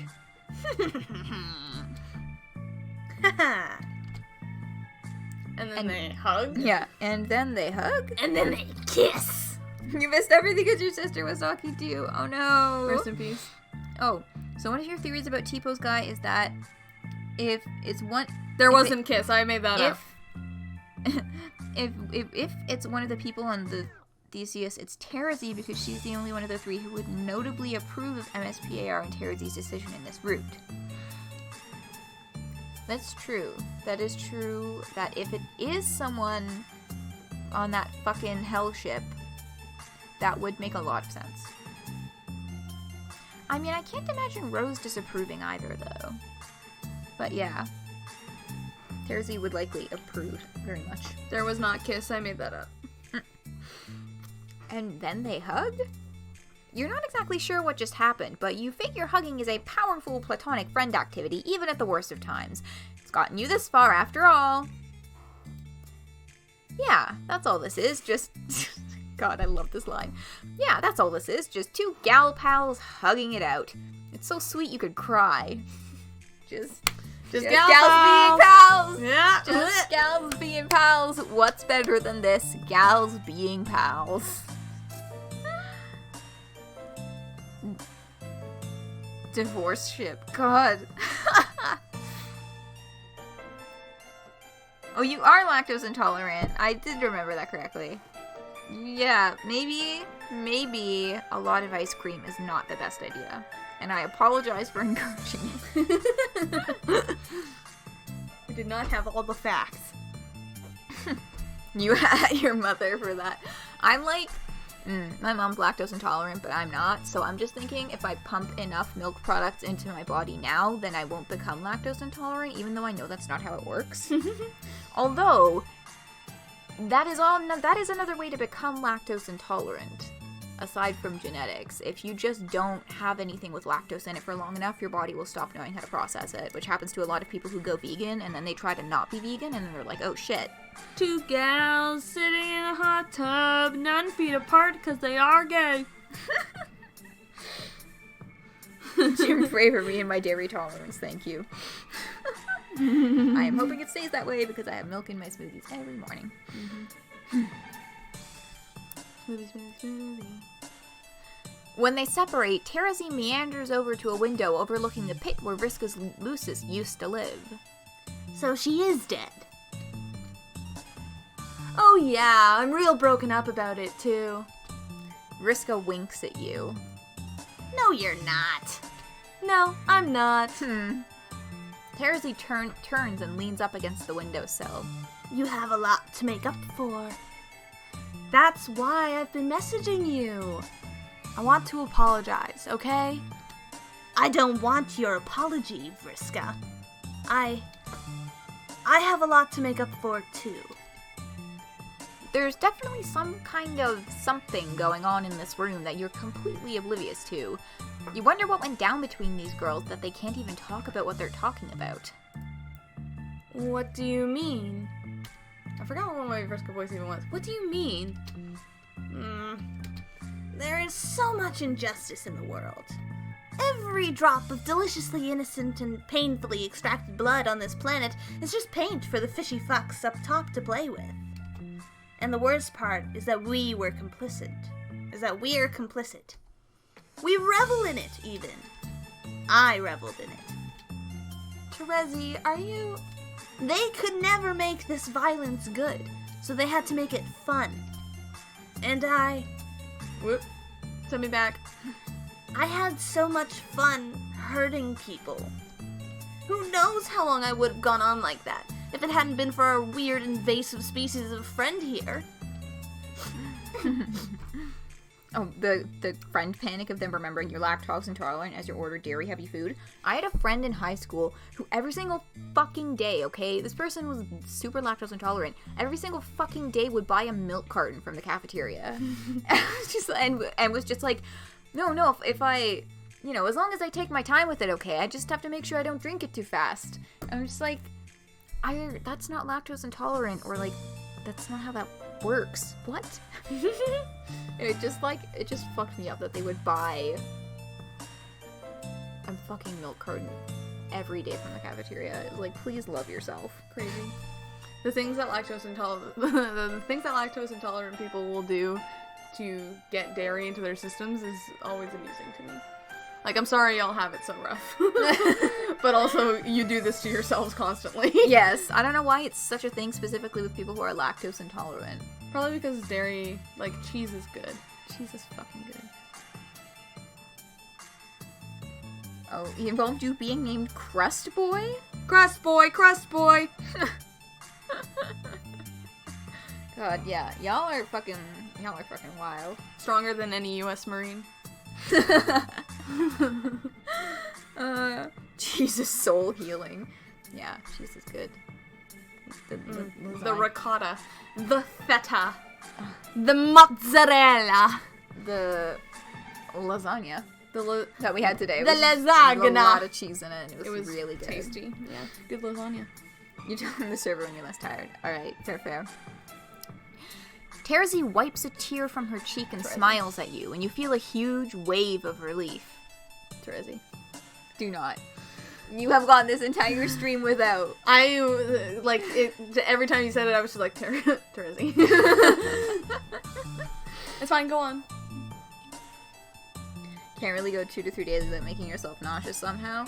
Oh, that's a mood. Yeah. I have really weird digestive bullshit. Thankfully, it's been long enough that I've figured out how to, like, wrangle it under control, and I can kind of recognize symptoms and catch things when I need to, but, like, it's rough. I feel that, for sure. Friends, with the former murder lawyer in training. You sure know how to pick 'em. For once, Vriska, I want to revel in something good. I want them to feel the razor edge of their own justice.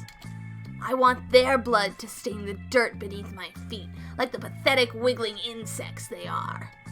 But I can't do it alone. I don't want to do it alone. Oh.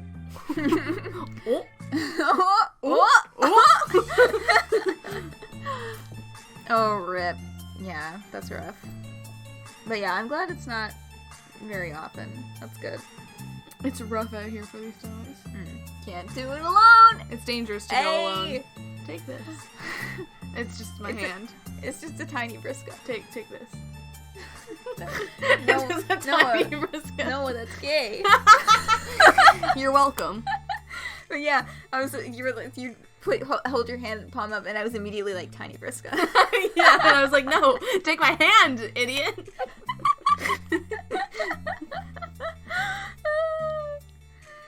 The year flea barf. It is cum. This is a dramatic moment. Let's stay in the moment. Okay. You watch as Terezi takes in a measured breath. For just a moment, you can imagine her standing in a room full of determined people, just behind the person everyone else would call leader, smiling a wicked smile. She's not the one who commands the stage, you think. She's the one who controls the spotlight. Ooh. She's the one who knows what happens next. She's Class, the... spect, shit. Yeah, I was gonna say she's the PR manager. Terezi for PR manager 2020.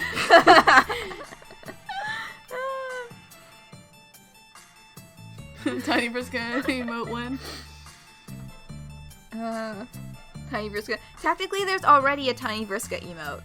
It's her one of her faces from later in the comic, and you have to pay me $24.99 US a month to get it. Oh yeah, you're like, pay me $25 to get Briska. Yeah. Honestly, I've been having Briska thoughts lately, but we can talk about that after. Okay. So the tides there are changing, but we'll get into that later.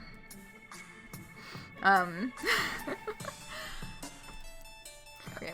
I'm not sure what we are together anymore, Briska. I've hated you, I've felt a lot of things. Yay! What I know is that we're dangerous, and fate seems determined to make us rivals. Ancestor bullshit.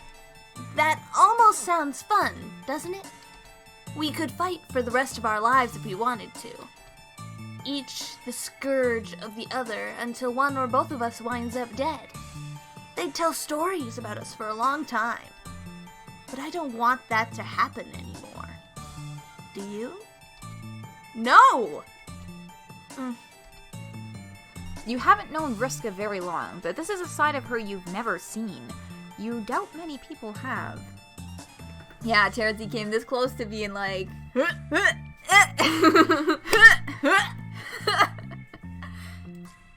It's actually really awkward. You should probably go, but your prying curiosity and desire for interpersonal closure keeps you glued to the spot. What a move. Because MSPA Reader is the fandom wish fulfillment vehicle, and we all want to see this. Yeah, that's pretty much it, yeah. We had the right idea in the wrong circumstances. But this time, I think we can really do something together. So let's try this again. Briska, will you be my scourge sister? Yeah, obviously. Good. Then let's get to fucking work.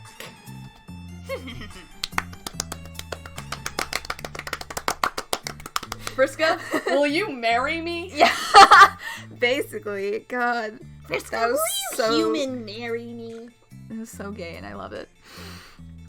They share a look that you can't quite read, but you get the feeling that this was a resounding success.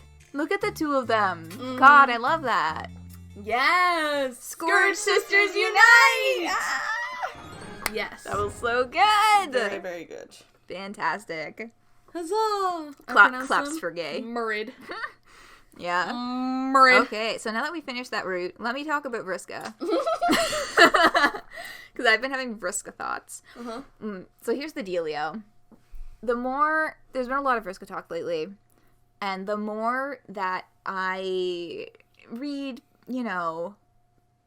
particular Briska conversations, the more that I am rereading Act 5, Act 2, and, thinking about it, I'm just like, damn, really? All this long?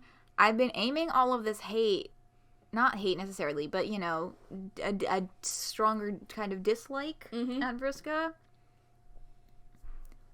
I don't actually hate her, and it's a revelation. I don't actually, I have a confession to make. I don't hate you, Briska. I know, right? But, that's the thing, though, is that because y'all who've been around for a while will have seen, you've heard repeatedly how pissed off I get, right? But it's just I've been aiming it at her when really it's like it's a very specific kind of annoyance with very loud, obnoxious Vriska stans. That just like, you know, like the kind of people who will say like, if you did not read this character or read this scene exactly the same way that I did, then like they'll call you delusional, like great ableism, they're asshole, or they'll like insult your reading comprehension abilities, or, you know, and I'm just like, damn. And also, I'm still not down with Vriska did nothing wrong, y'all. The people, like, I still think that it's either X did nothing wrong or X did everything wrong are, like, boring, reductive ways to look at a character. And it's possible to say, this character shouldn't have done this while having a nuanced understanding of the reasons why they did it.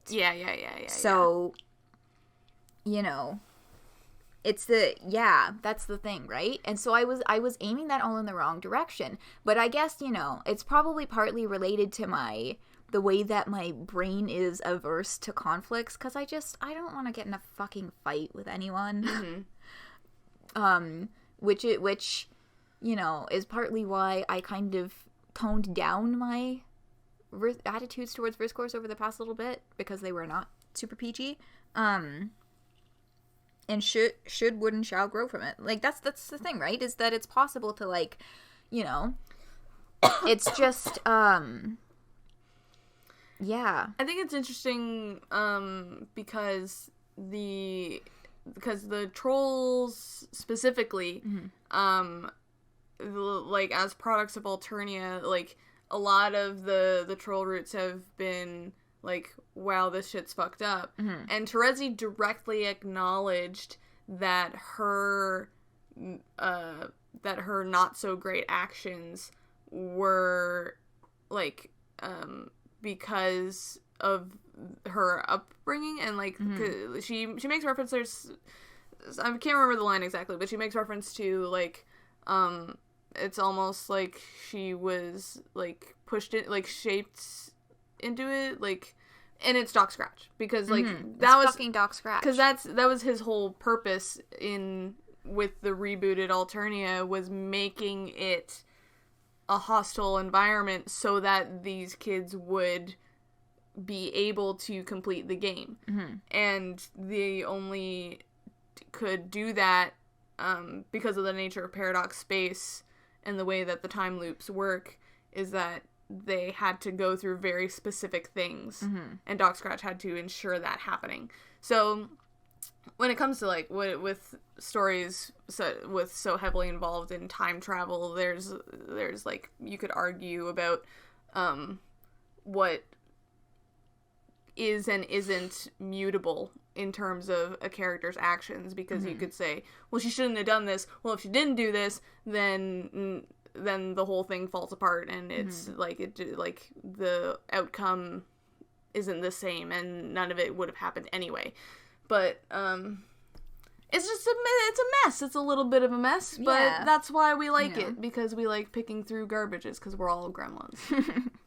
Yeah, it's just like, you know, it's like, I mean, I think that I can understand the frustration of some of these folks who get really obnoxious about it, because, like, there's, like, also particular sects of the fandom who do say and legitimately think Vriska did everything wrong, which, again, reductive, and they'll say, you know, they'll blame her for things that Doc Scratch manipulated her to do as a fucking child.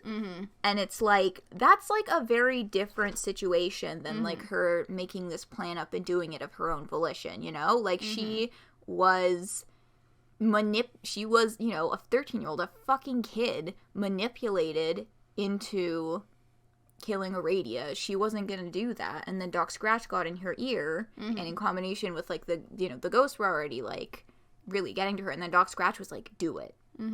Right? Or, like, Tavros. That, again, that was Doc Scratch, like, I forgot about this until I saw someone mention it on Discord like a week ago. Doc Scratch was literally physically present when that happened. Was he? He's in one of the panels. Like I can't remember if it's implied in the conversation that they see like a shadowy figure.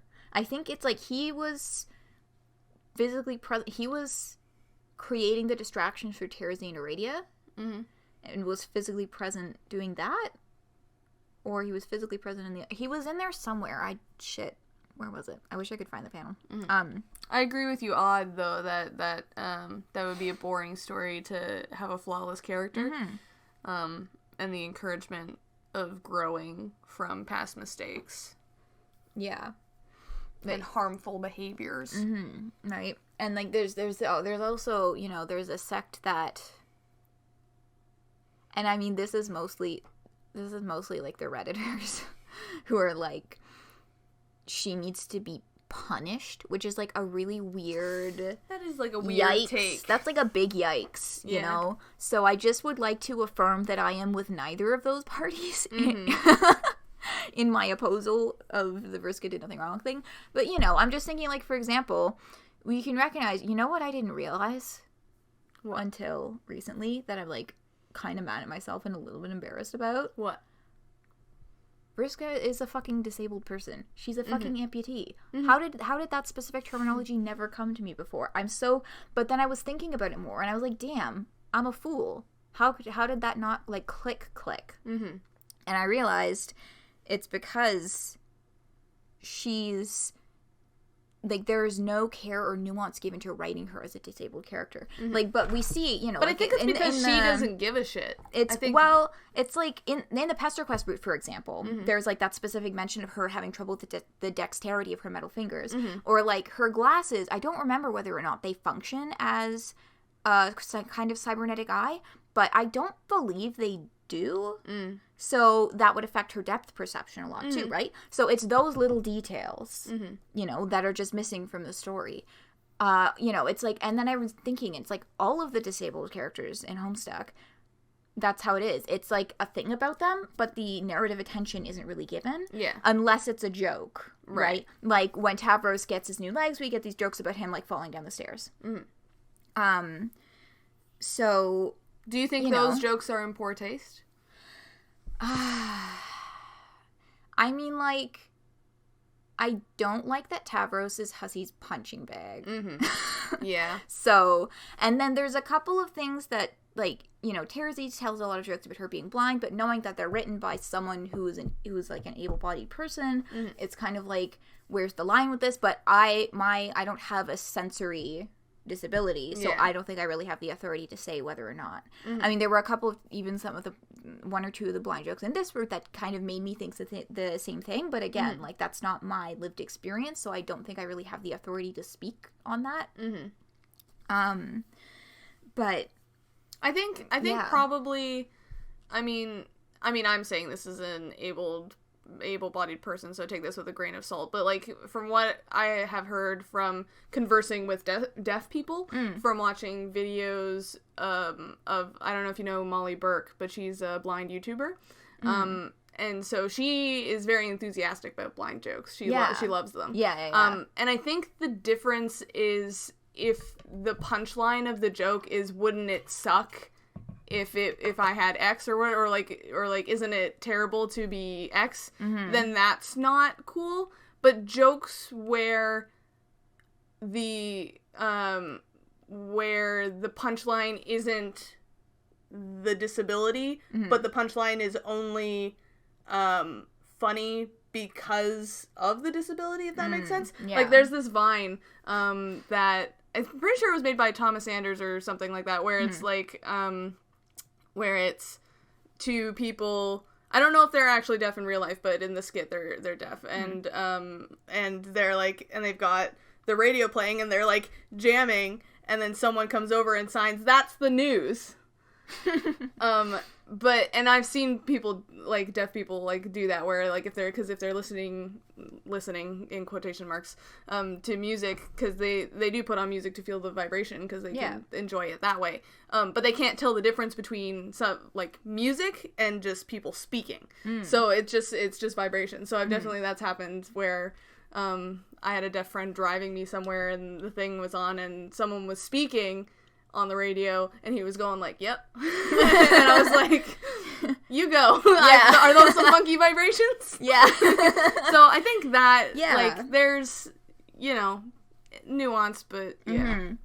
Yeah, so, I mean, like, I would be interested to hear from, as well, like, my kind of sense with that Homestuck mostly does okay with, like, those kinds of jokes with Terezi, but, at the same time, it's, like, and it's, oh god, there's so much ableism in Homestuck, and it makes me so mad, because, yeah, that thing with, like, the attention to detail with, like, the way that the characters are written, and their experiences, and, like,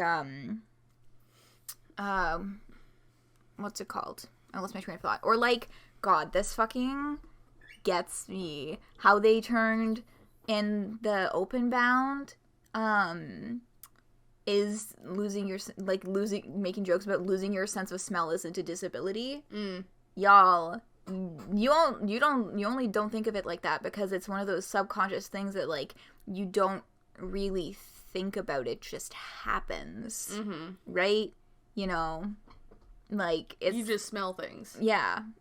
It's still, losing it would strongly affect, like, your daily life. Like, haven't y'all ever had a fucking head cold before? Yeah. You know, it affects the way we interact with our environment. It affects our sense of taste. It can be dangerous in that sense, actually. I mean, if you can't tell if food has gone bad.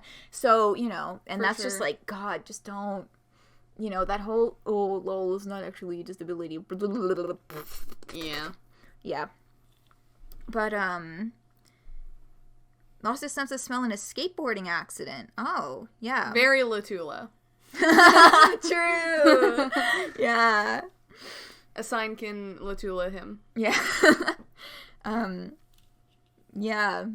But it's just like, you know, like, one of the things that used to be such a stick in my craw about Vriska that kept me aiming that and kept me from thinking a little bit more outside about why it pissed me off so much, was that scene with Tavros where she's shaking his fucking wheelchair and telling him to apologize. I was so mad. And then, you know, this revelation occurred, and it was just like, oh my god, that's very likely heavily influenced by, like, internalized ableism. She sees her own disability, she sees Tavros, and she says, and she's projecting her own thoughts of, like, you're the weakling, etc., right? Yeah. But, I mean, I think that's a lens. Here's, you know, where the nuance comes in. I can acknowledge that this is a hurt 13-year-old dealing with internalized ableism and still say it's really fucked up that she did that. Yeah, for sure. So, yeah. Yeah, it was harder for him to taste anything. Yeah, like that, you know. It was actually, I saw a post on Twitter that I forget who it was from, but it was someone who was talking about this, and they said, like, they knew someone who lost their sense of smell because of an illness, and it sent them into a fucking depression spiral because, you know, they were having trouble with, like, they couldn't taste things as well. They were having trouble connecting to people because, you know, we don't think about smell as, like, a conscious part of connection, but, you know, it kind of is. Being able to smell someone. Yeah, and being able to know, you know, like, people who you have a very intimate connection with, right? Yeah, for sure. So, you know, yeah, like, it makes so much more sense, right? That, because they're... Plastic band. Because I don't have my fidget ring. Hey. But, yeah, so that's that, I guess. I've been having Vriska thoughts. Oh, no.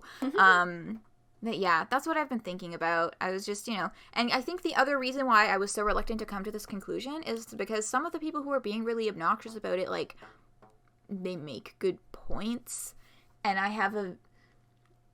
it's my own stupid thing that I need to get over myself, that I just have, like, this incredibly stubborn aversion to agreeing with people that Agreeing- you don't like. yeah, No, I agreeing totally with get obnoxious people, and also, and this is, and this is also very bad, but also just I have an incredibly stubborn suspicion and aversion to popular opinion.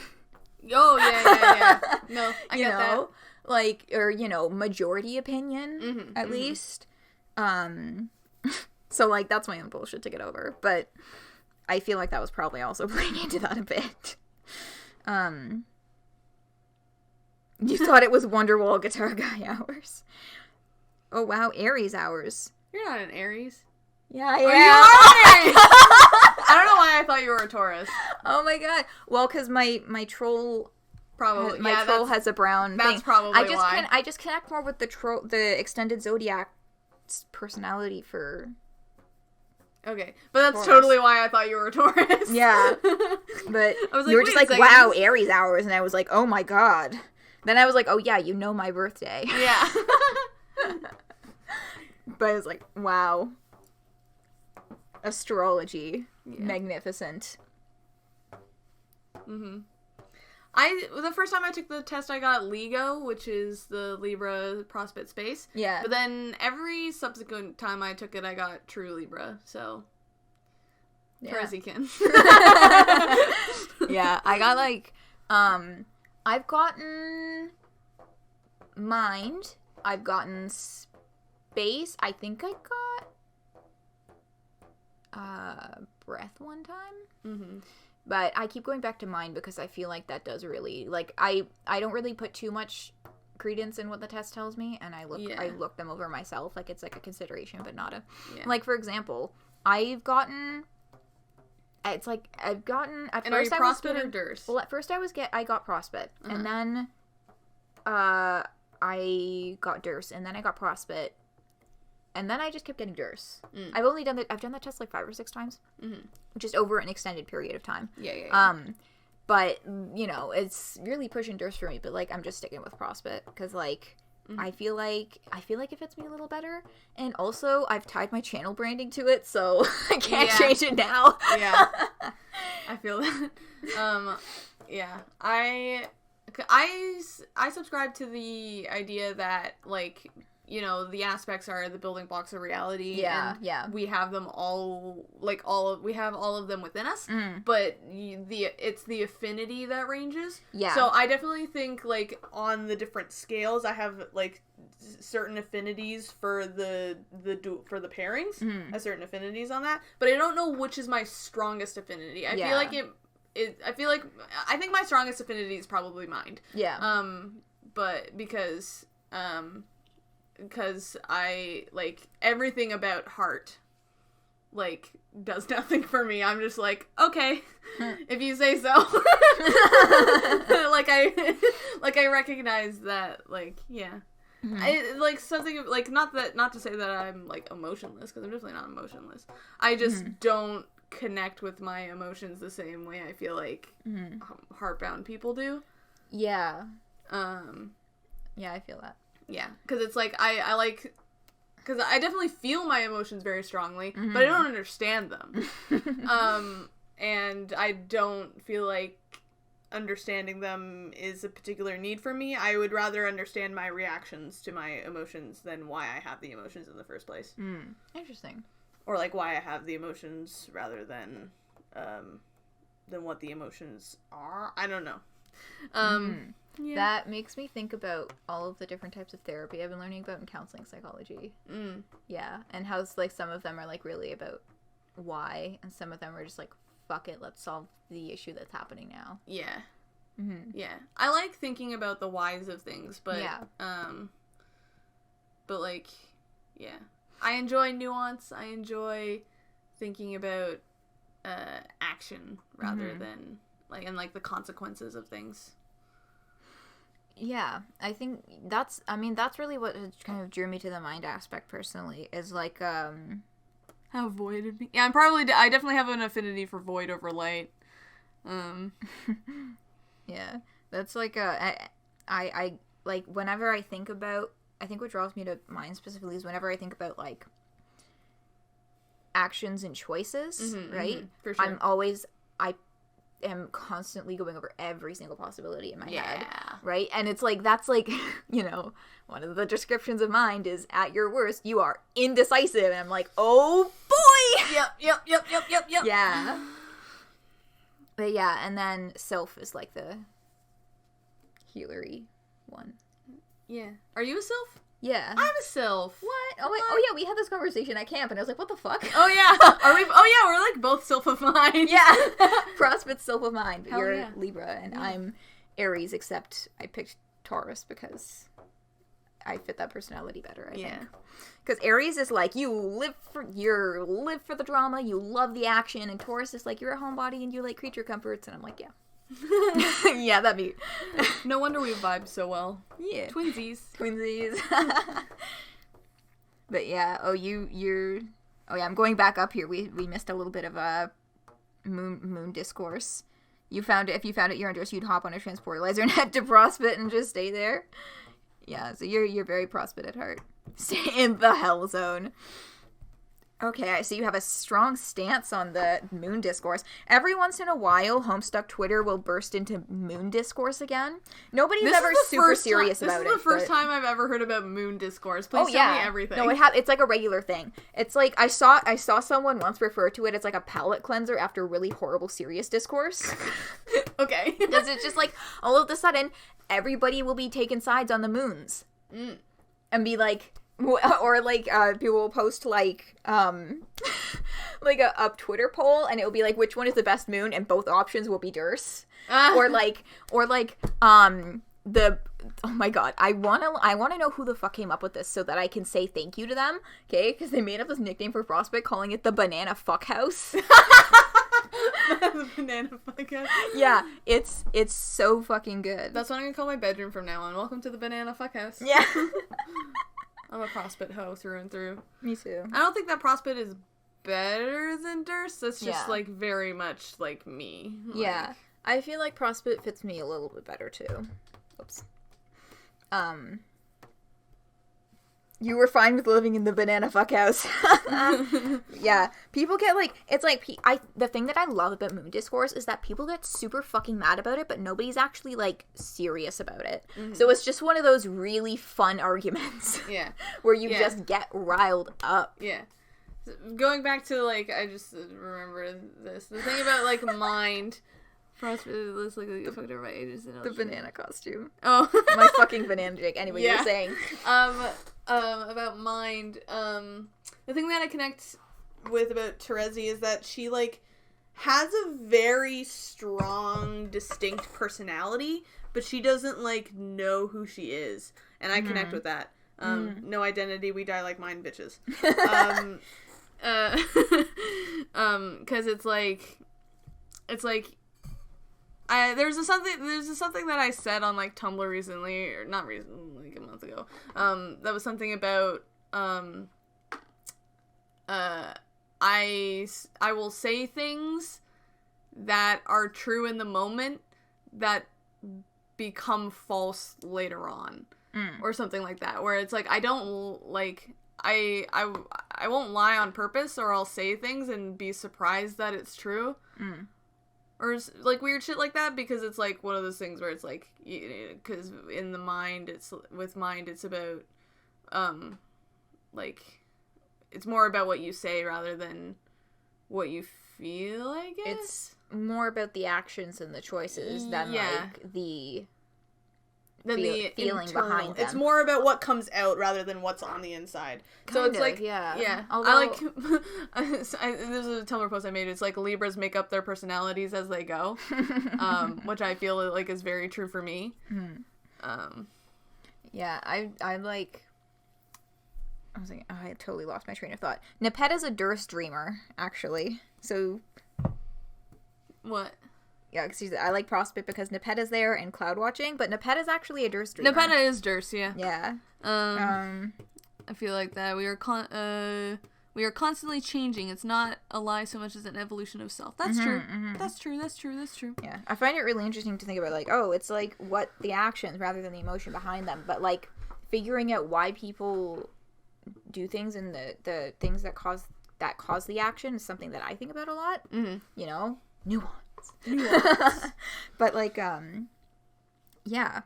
Yeah. I also feel like I'm a lot more detached from emotional like I have emotional reactions to things, but like something that like that happened the other day in my D&D group, there was a little bit of a disagreement with an action taken by a party member, and like afterwards the person who was upset about it like messaged me and was like, what was your opinion on it, and was kind of like venting a little bit about their frustrations, and I was like, I mean, I was frustrated about it in the moment, but now that we're past it, like, what are you gonna do? Like, I don't understand why you're still mad about it. Like, I didn't say that to her face. I wasn't like, shut up, move on. But that was kind of like what I was thinking in my head. I was like, I understand that you're upset, and like, I don't want to invalidate that, but also I don't understand why. Like, can't we just move on? So, I don't know. The Terezi Chowder fan dub. Oh my god. I know. Oh yeah, I know exactly what you're talking one. about. Oh my god. Would I? Yeah. Can't relate. I hold 40-year grudges. Nah, man. I'm like, I don't even care. If someone does something like that is grudge worthy in someone else's eyes, I would be just like, what did I do to make them do that? What did I do wrong? Yeah, there were certain things that I was like, I'm holding a grudge about this, but eventually I was just like, you know what? Like, I'm mad for like 5 seconds, and it's a really intense mad, but then it's just gone, and I don't care.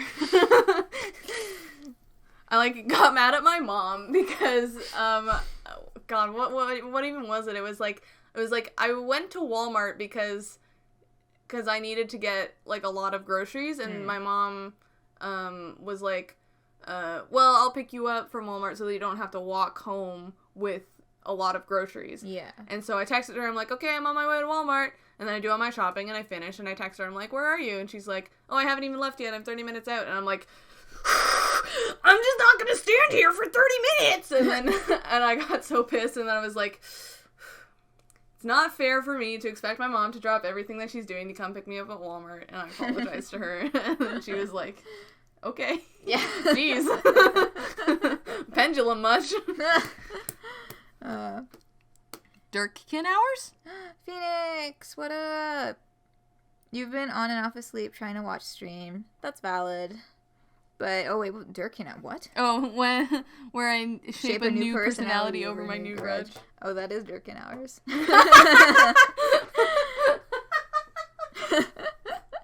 Yeah, I've So mostly, true. like, yeah, I used to, like, there were a couple people who were, like, really nasty to me in elementary school that I, like, had a grudge. But by the time I graduated high school, I was like, those are just some dumb fucking kids, and you know what? I looked back at how much I changed over the past, like, only 4 years, and they're probably, like, not even the same people either. And I'm never going to encounter them again, so, like, why hold on to this anger that's never going to affect my life ever again, because fuck those people. Yeah. Yeah. I don't care about people who made fun of me because, like, on the one, like, I have, like, two mindsets. Either one, I probably deserved it, or two, it doesn't matter, who cares.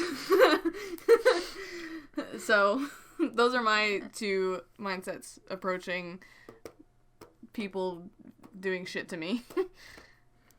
Oh, big relate to used to have some seriously bad anger issues. When I was in, like, 7th grade, I was just like, yeah, you know, I'm hot-headed. I get mad easy. What are you gonna do about it? Whatever. That's just me. And now I look back at that and I'm just like... Little baby Aries? I was just, you know, I was bullied a lot and I was mad about it and I didn't know what to do about it. So I was just like, yeah, that's just how I am. Yeah. Just like, no. misdirected anger. I'm like the opposite of that now. Like, I've been told, you know, by multiple people that I'm like a calming presence. And it's like... Yeah, I get that too. I vibe that. Yeah. I like being that. Sylphs. Fist bump. Yeah. Me saying fist bump out loud was for the benefit of people watching us or listening to us because they can't watch us. Yeah. But yeah, it's a good mindset, yeah. But yeah, like, I'm glad about that, and, like, I try to foster that more and, like, be more patient and not be that person who blows up easy, you know? I think there is such a thing as being too passive, though. And I I wonder if struggle with sometimes that. I ride that line. Yeah. I do too. I definitely let people walk on me. Yeah, sometimes I get too worried about, like, hurting people's feelings. Yeah, and I'm just like, well... Big mood. I'm like, won't say know, anything because I'm worried about hurting other people, even though I'm being hurt. Or, like, am I not extending the benefit of the doubt here when it's like, I really should just be, like, dropping the situation? Y'all feel me? Mm-hmm. But, thank you. I think you're referring to me being a calming presence, and thank you. I hope to bring that online as well. It was really, and you were like, oh, that's cute. Yeah, I think so you're sweet. friendly, Jade. Yeah, y'all are all wonderful folks, and I just like, y'all are what makes this what it is. True. This community that we have here, the people that make the community, like, yeah, it's what makes us the good shit.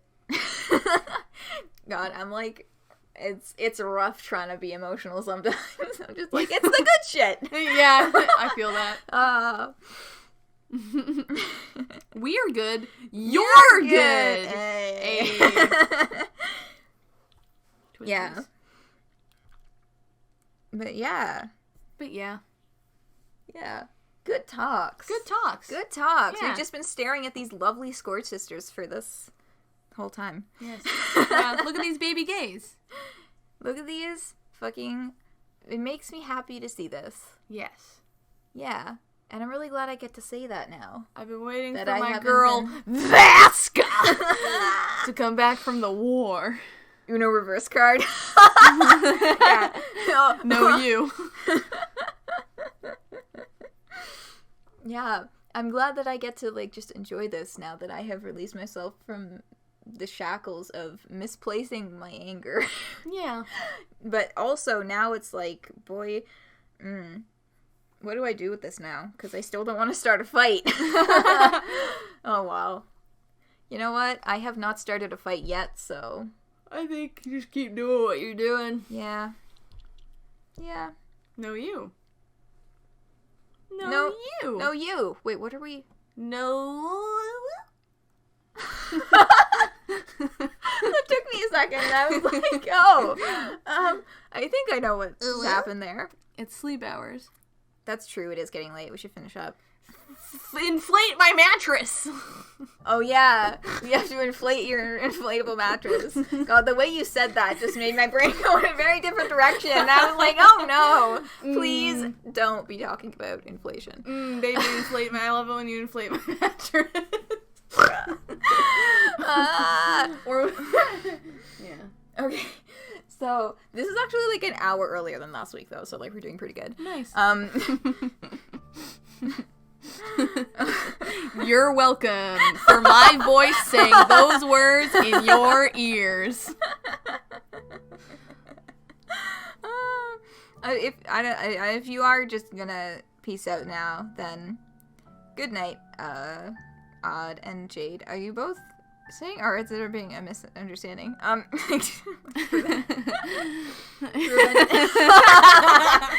was actually the most cursed fucking comment. Like, that was a cursed comment to rival Aleph. Like, yeah. Okay, so, final finishing notes. So, Chumroll, the achievements, we're starting with some habits. You helped Equius flex the most important muscle of all. The heart? Friendship. The penis. Stop! Don't do that! Sorry. Your sister's telling you to go to sleep. Okay, good night. The brain. Are y'all No! Are you sharing a bedroom with your sister right now on your family trip? Stop! Everybody loves a good penis muscle. I'm so sorry. Oh, now I'm thinking about the fucking horse dildo that's an open bound. Yeah. God. Okay. So, the seeds of revolution. Befriend Terezi. This was not quick. Thank God you have headphones. Oh yeah, you're sharing your room. That's fucking valid. So this one, actually, there is a story for that one. That's the wrong window. And the story is, that achievement is broken, and they still need to patch it. But Wait, what does it say? the official Pesterquest account was just like, maybe the achievement isn't broken and Terezi just still doesn't want to be your friend. Have you considered that maybe you just have bad vibes? And the official Homestuck account was just like, this is so sad. This is so sad. Autoresponder would play Carnival. But like, oh god, I thought that's fucking hilarious. But yeah, so that's just busted. Wait, so what does the achievement say currently? It just says befriend Terezi, which is what it says when you haven't finished the game yet. Oh, okay. Yeah. So... Oh, it's like what you need to do to get the achievement? Remind you of that. You can't assign troll. Oh, true, because you're Sagittarius. Vibe checked by Terezi's achievements, yeah. But yeah, so that's not functional at the moment. But that's fine. And the credits. So let's take a look at the credits here. If you scroll into writers, Lalo Hunt and Sarah Zedig, as previously discussed. And they both did fantastic jobs. Loved those roots so much. Character artists. This is the first time we've seen Zemag do character art for Pesterquest. Zemag being the primary artist of Vast Error. Yeah. I've heard of Vast Error. I started reading it, but I didn't get very far. Yeah, I started reading it, but I didn't get very far also. It's one of those things that's like, oh, I should do this, but, like, I know it's probably never gonna happen. I have too many things to read. I have, I still have 2 fics that you recommended me to read, and then a couple more in the bookmarks, but, like, I have to be in a really specific headspace to start a new fic, you know what I mean? Yeah, so, like, they've been open in my phone and Google Chrome for, like, 2 months now. No, I feel that. Yeah. I'm totally been there. Yeah, you tried to leave it, you left because of the static areas. Right, yeah, they do. I've heard that they do use a lot of, like, static effect panels at certain points and stuff. I've also heard that Weird Al Yankovic is kind of like... Weird Al Yankovic is to Vast Error what Guy Fieri is to Homestuck, so, like, I'm curious about that. But, yeah, I'm probably never going to get around to read it if I'm honest with myself. So, background artist... Phil Gibson? Not quite. That's correct. No. Phil Gibson. Oh yeah, he's right there. But for these 2 volumes, it was Gina Chacon, which I still need to look up the pronunciation for that little accent. Chacon? I keep forgetting to Google it. Gina has done art, the sprites for Dave, Karkat, and Kanaya before, but has not done background work before, so that is neat. And then they also did the ending illustrations, and the music. Okay, the fucking music for this volume is so... It fucking kills me. So Acquiesce's theme, Indigo Air, is from Colors and Mayhem. But Terezi's theme is titled A Fucking QR Code. Okay. So. A mystery. Let's solve it. So it's a QR code that tells you, if you scan it in your phone, it tells you in Terezi's quirk to check the metadata, and this is what it brings up. In the date, it just says, haha, oh wow, you really checked. Thanks, James. Thanks, James Roach. And he had, I hate it when the little notification thing is there. Why did I open that in an incognito window? Let me just get rid of that for a second. Anyway, why is that not? Fuck it.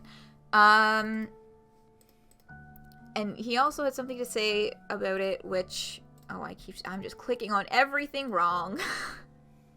Sorry, I'm just trying to paste the link in my documents.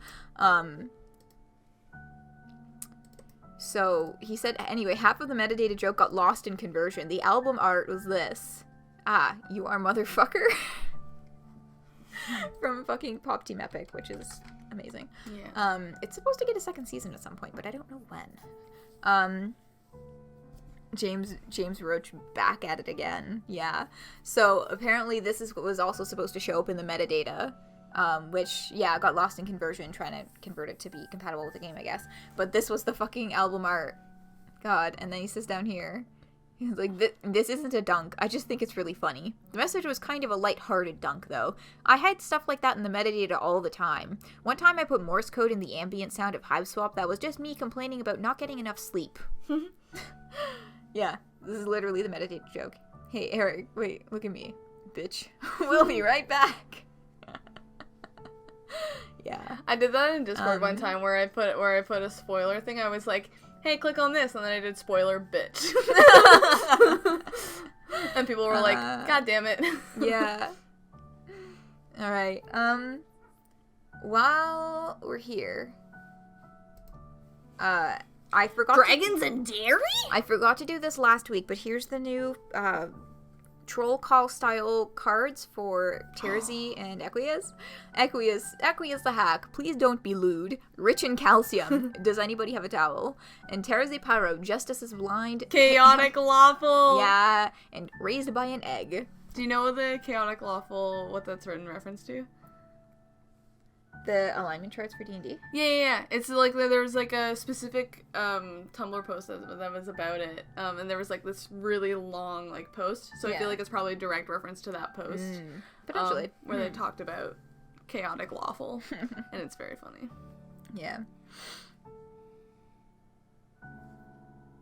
She is chaotic lawful. Exactly why you avoid spoilers. Yeah.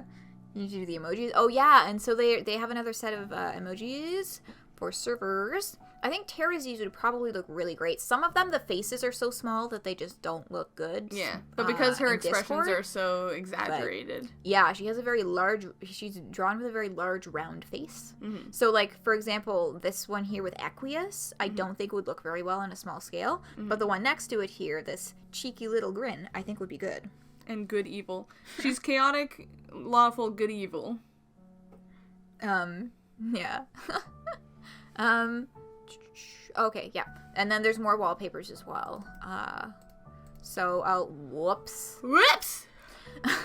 I will post that link in chat.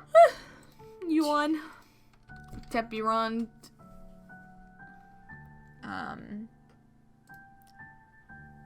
And that is that. Let's get back in the game. We're pretty much finished with the credits at this point. There's like the technical credits and that's it. But yeah, so that's what the fucking QR code was. And yes, game design and programming was Mint Chipleaf. They seem to be going, Mint Chipleaf and David Turnbull seem to be going back and forth on these ones. And then there's all of the like licensing type stuff.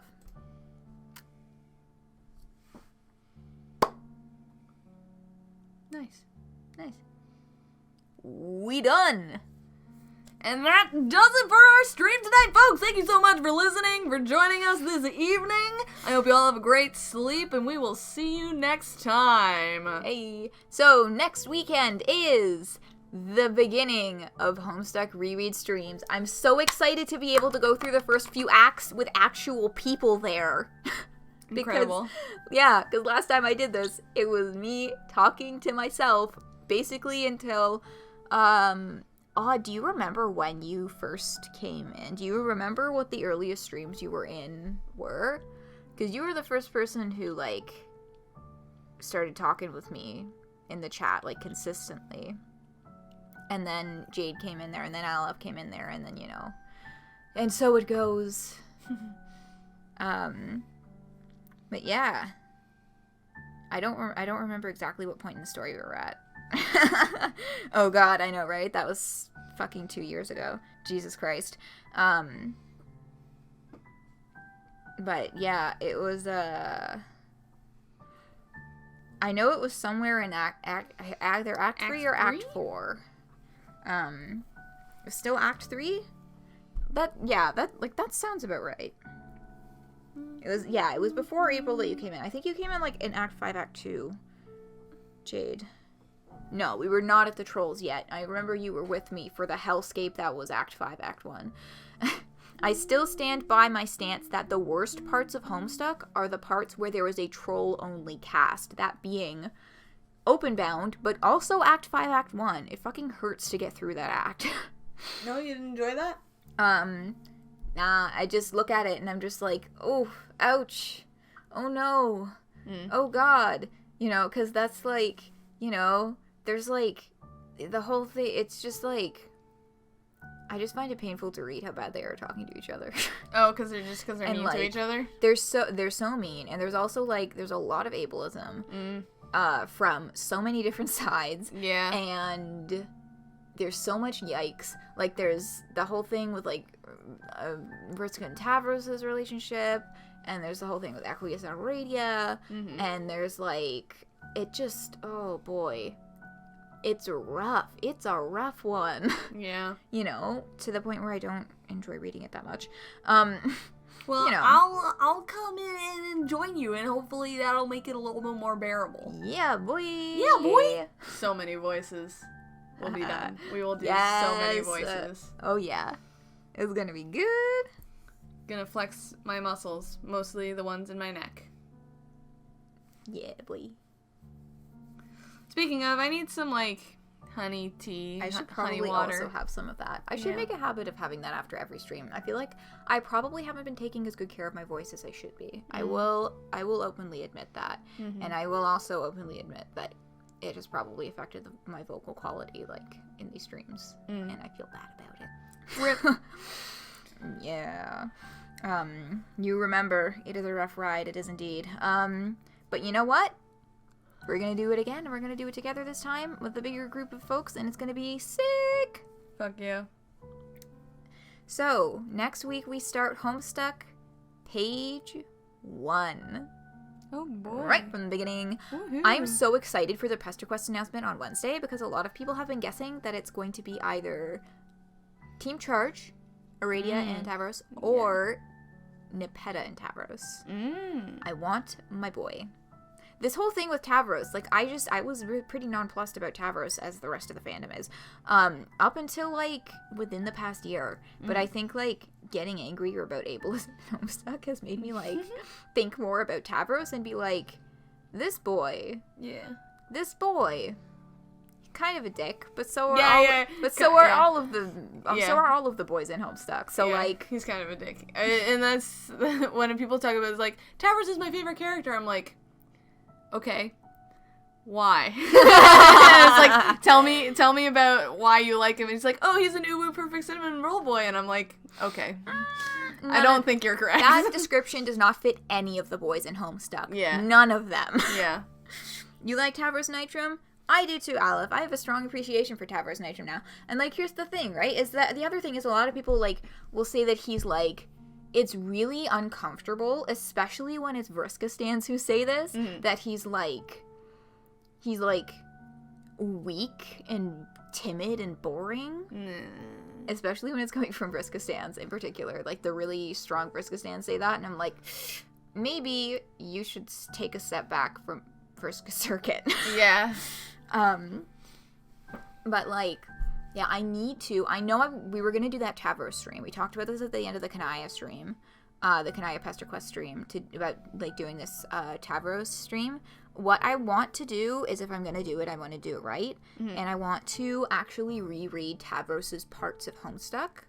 Like, reread Homestuck, but only Tavros pages. Really get a grip on his arc. Think of some good discussion questions. Feel things out on, like, our Discord server and other servers for things that other people think are really important and relevant to talk about when it comes to him, and then bring that to the table and then kind of facilitate this conversation, because, like, I really want to do it right. So hopefully that's something that I can get around to in December, but that's, you know, the never-ending list of things that I'm going to do when I'm not in school for a month is never-ending, as in the title. Yeah. Yeah. Minecraft Tavros stream. Yeah. At some point, Tavros stream is gonna happen. Neato indeed. Neato indeedo. So, it is 10 after 2 in the morning.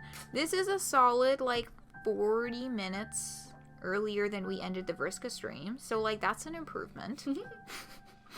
I think it helps that we didn't have, like, half an hour of community news on this one. Yeah. Yeah. But yeah, so Terezi. That is Terezi.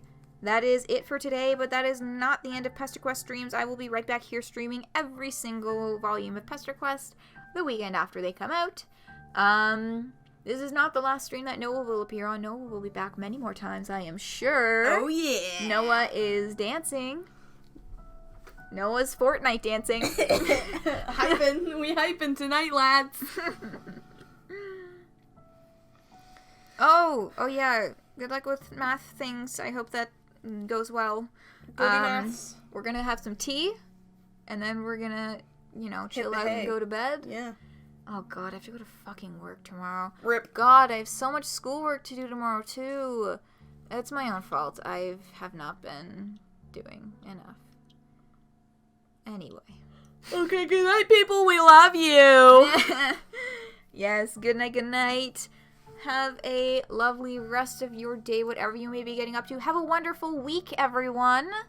And I hope that I will be seeing all of you right back here next weekend for the beginning of the second ever Homestuck Reread Streams. What? Get fucking pumped. I'm gonna make a Twitch event and everything. I'm gonna post about it on the tweet machine. It's gonna be good. It's gonna be real good. So, thanks so much for hanging out. Y'all have made this a spectacular, splendid evening. Just press the button.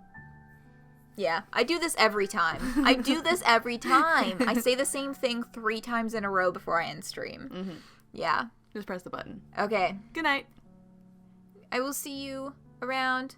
Have a lovely day. Good night.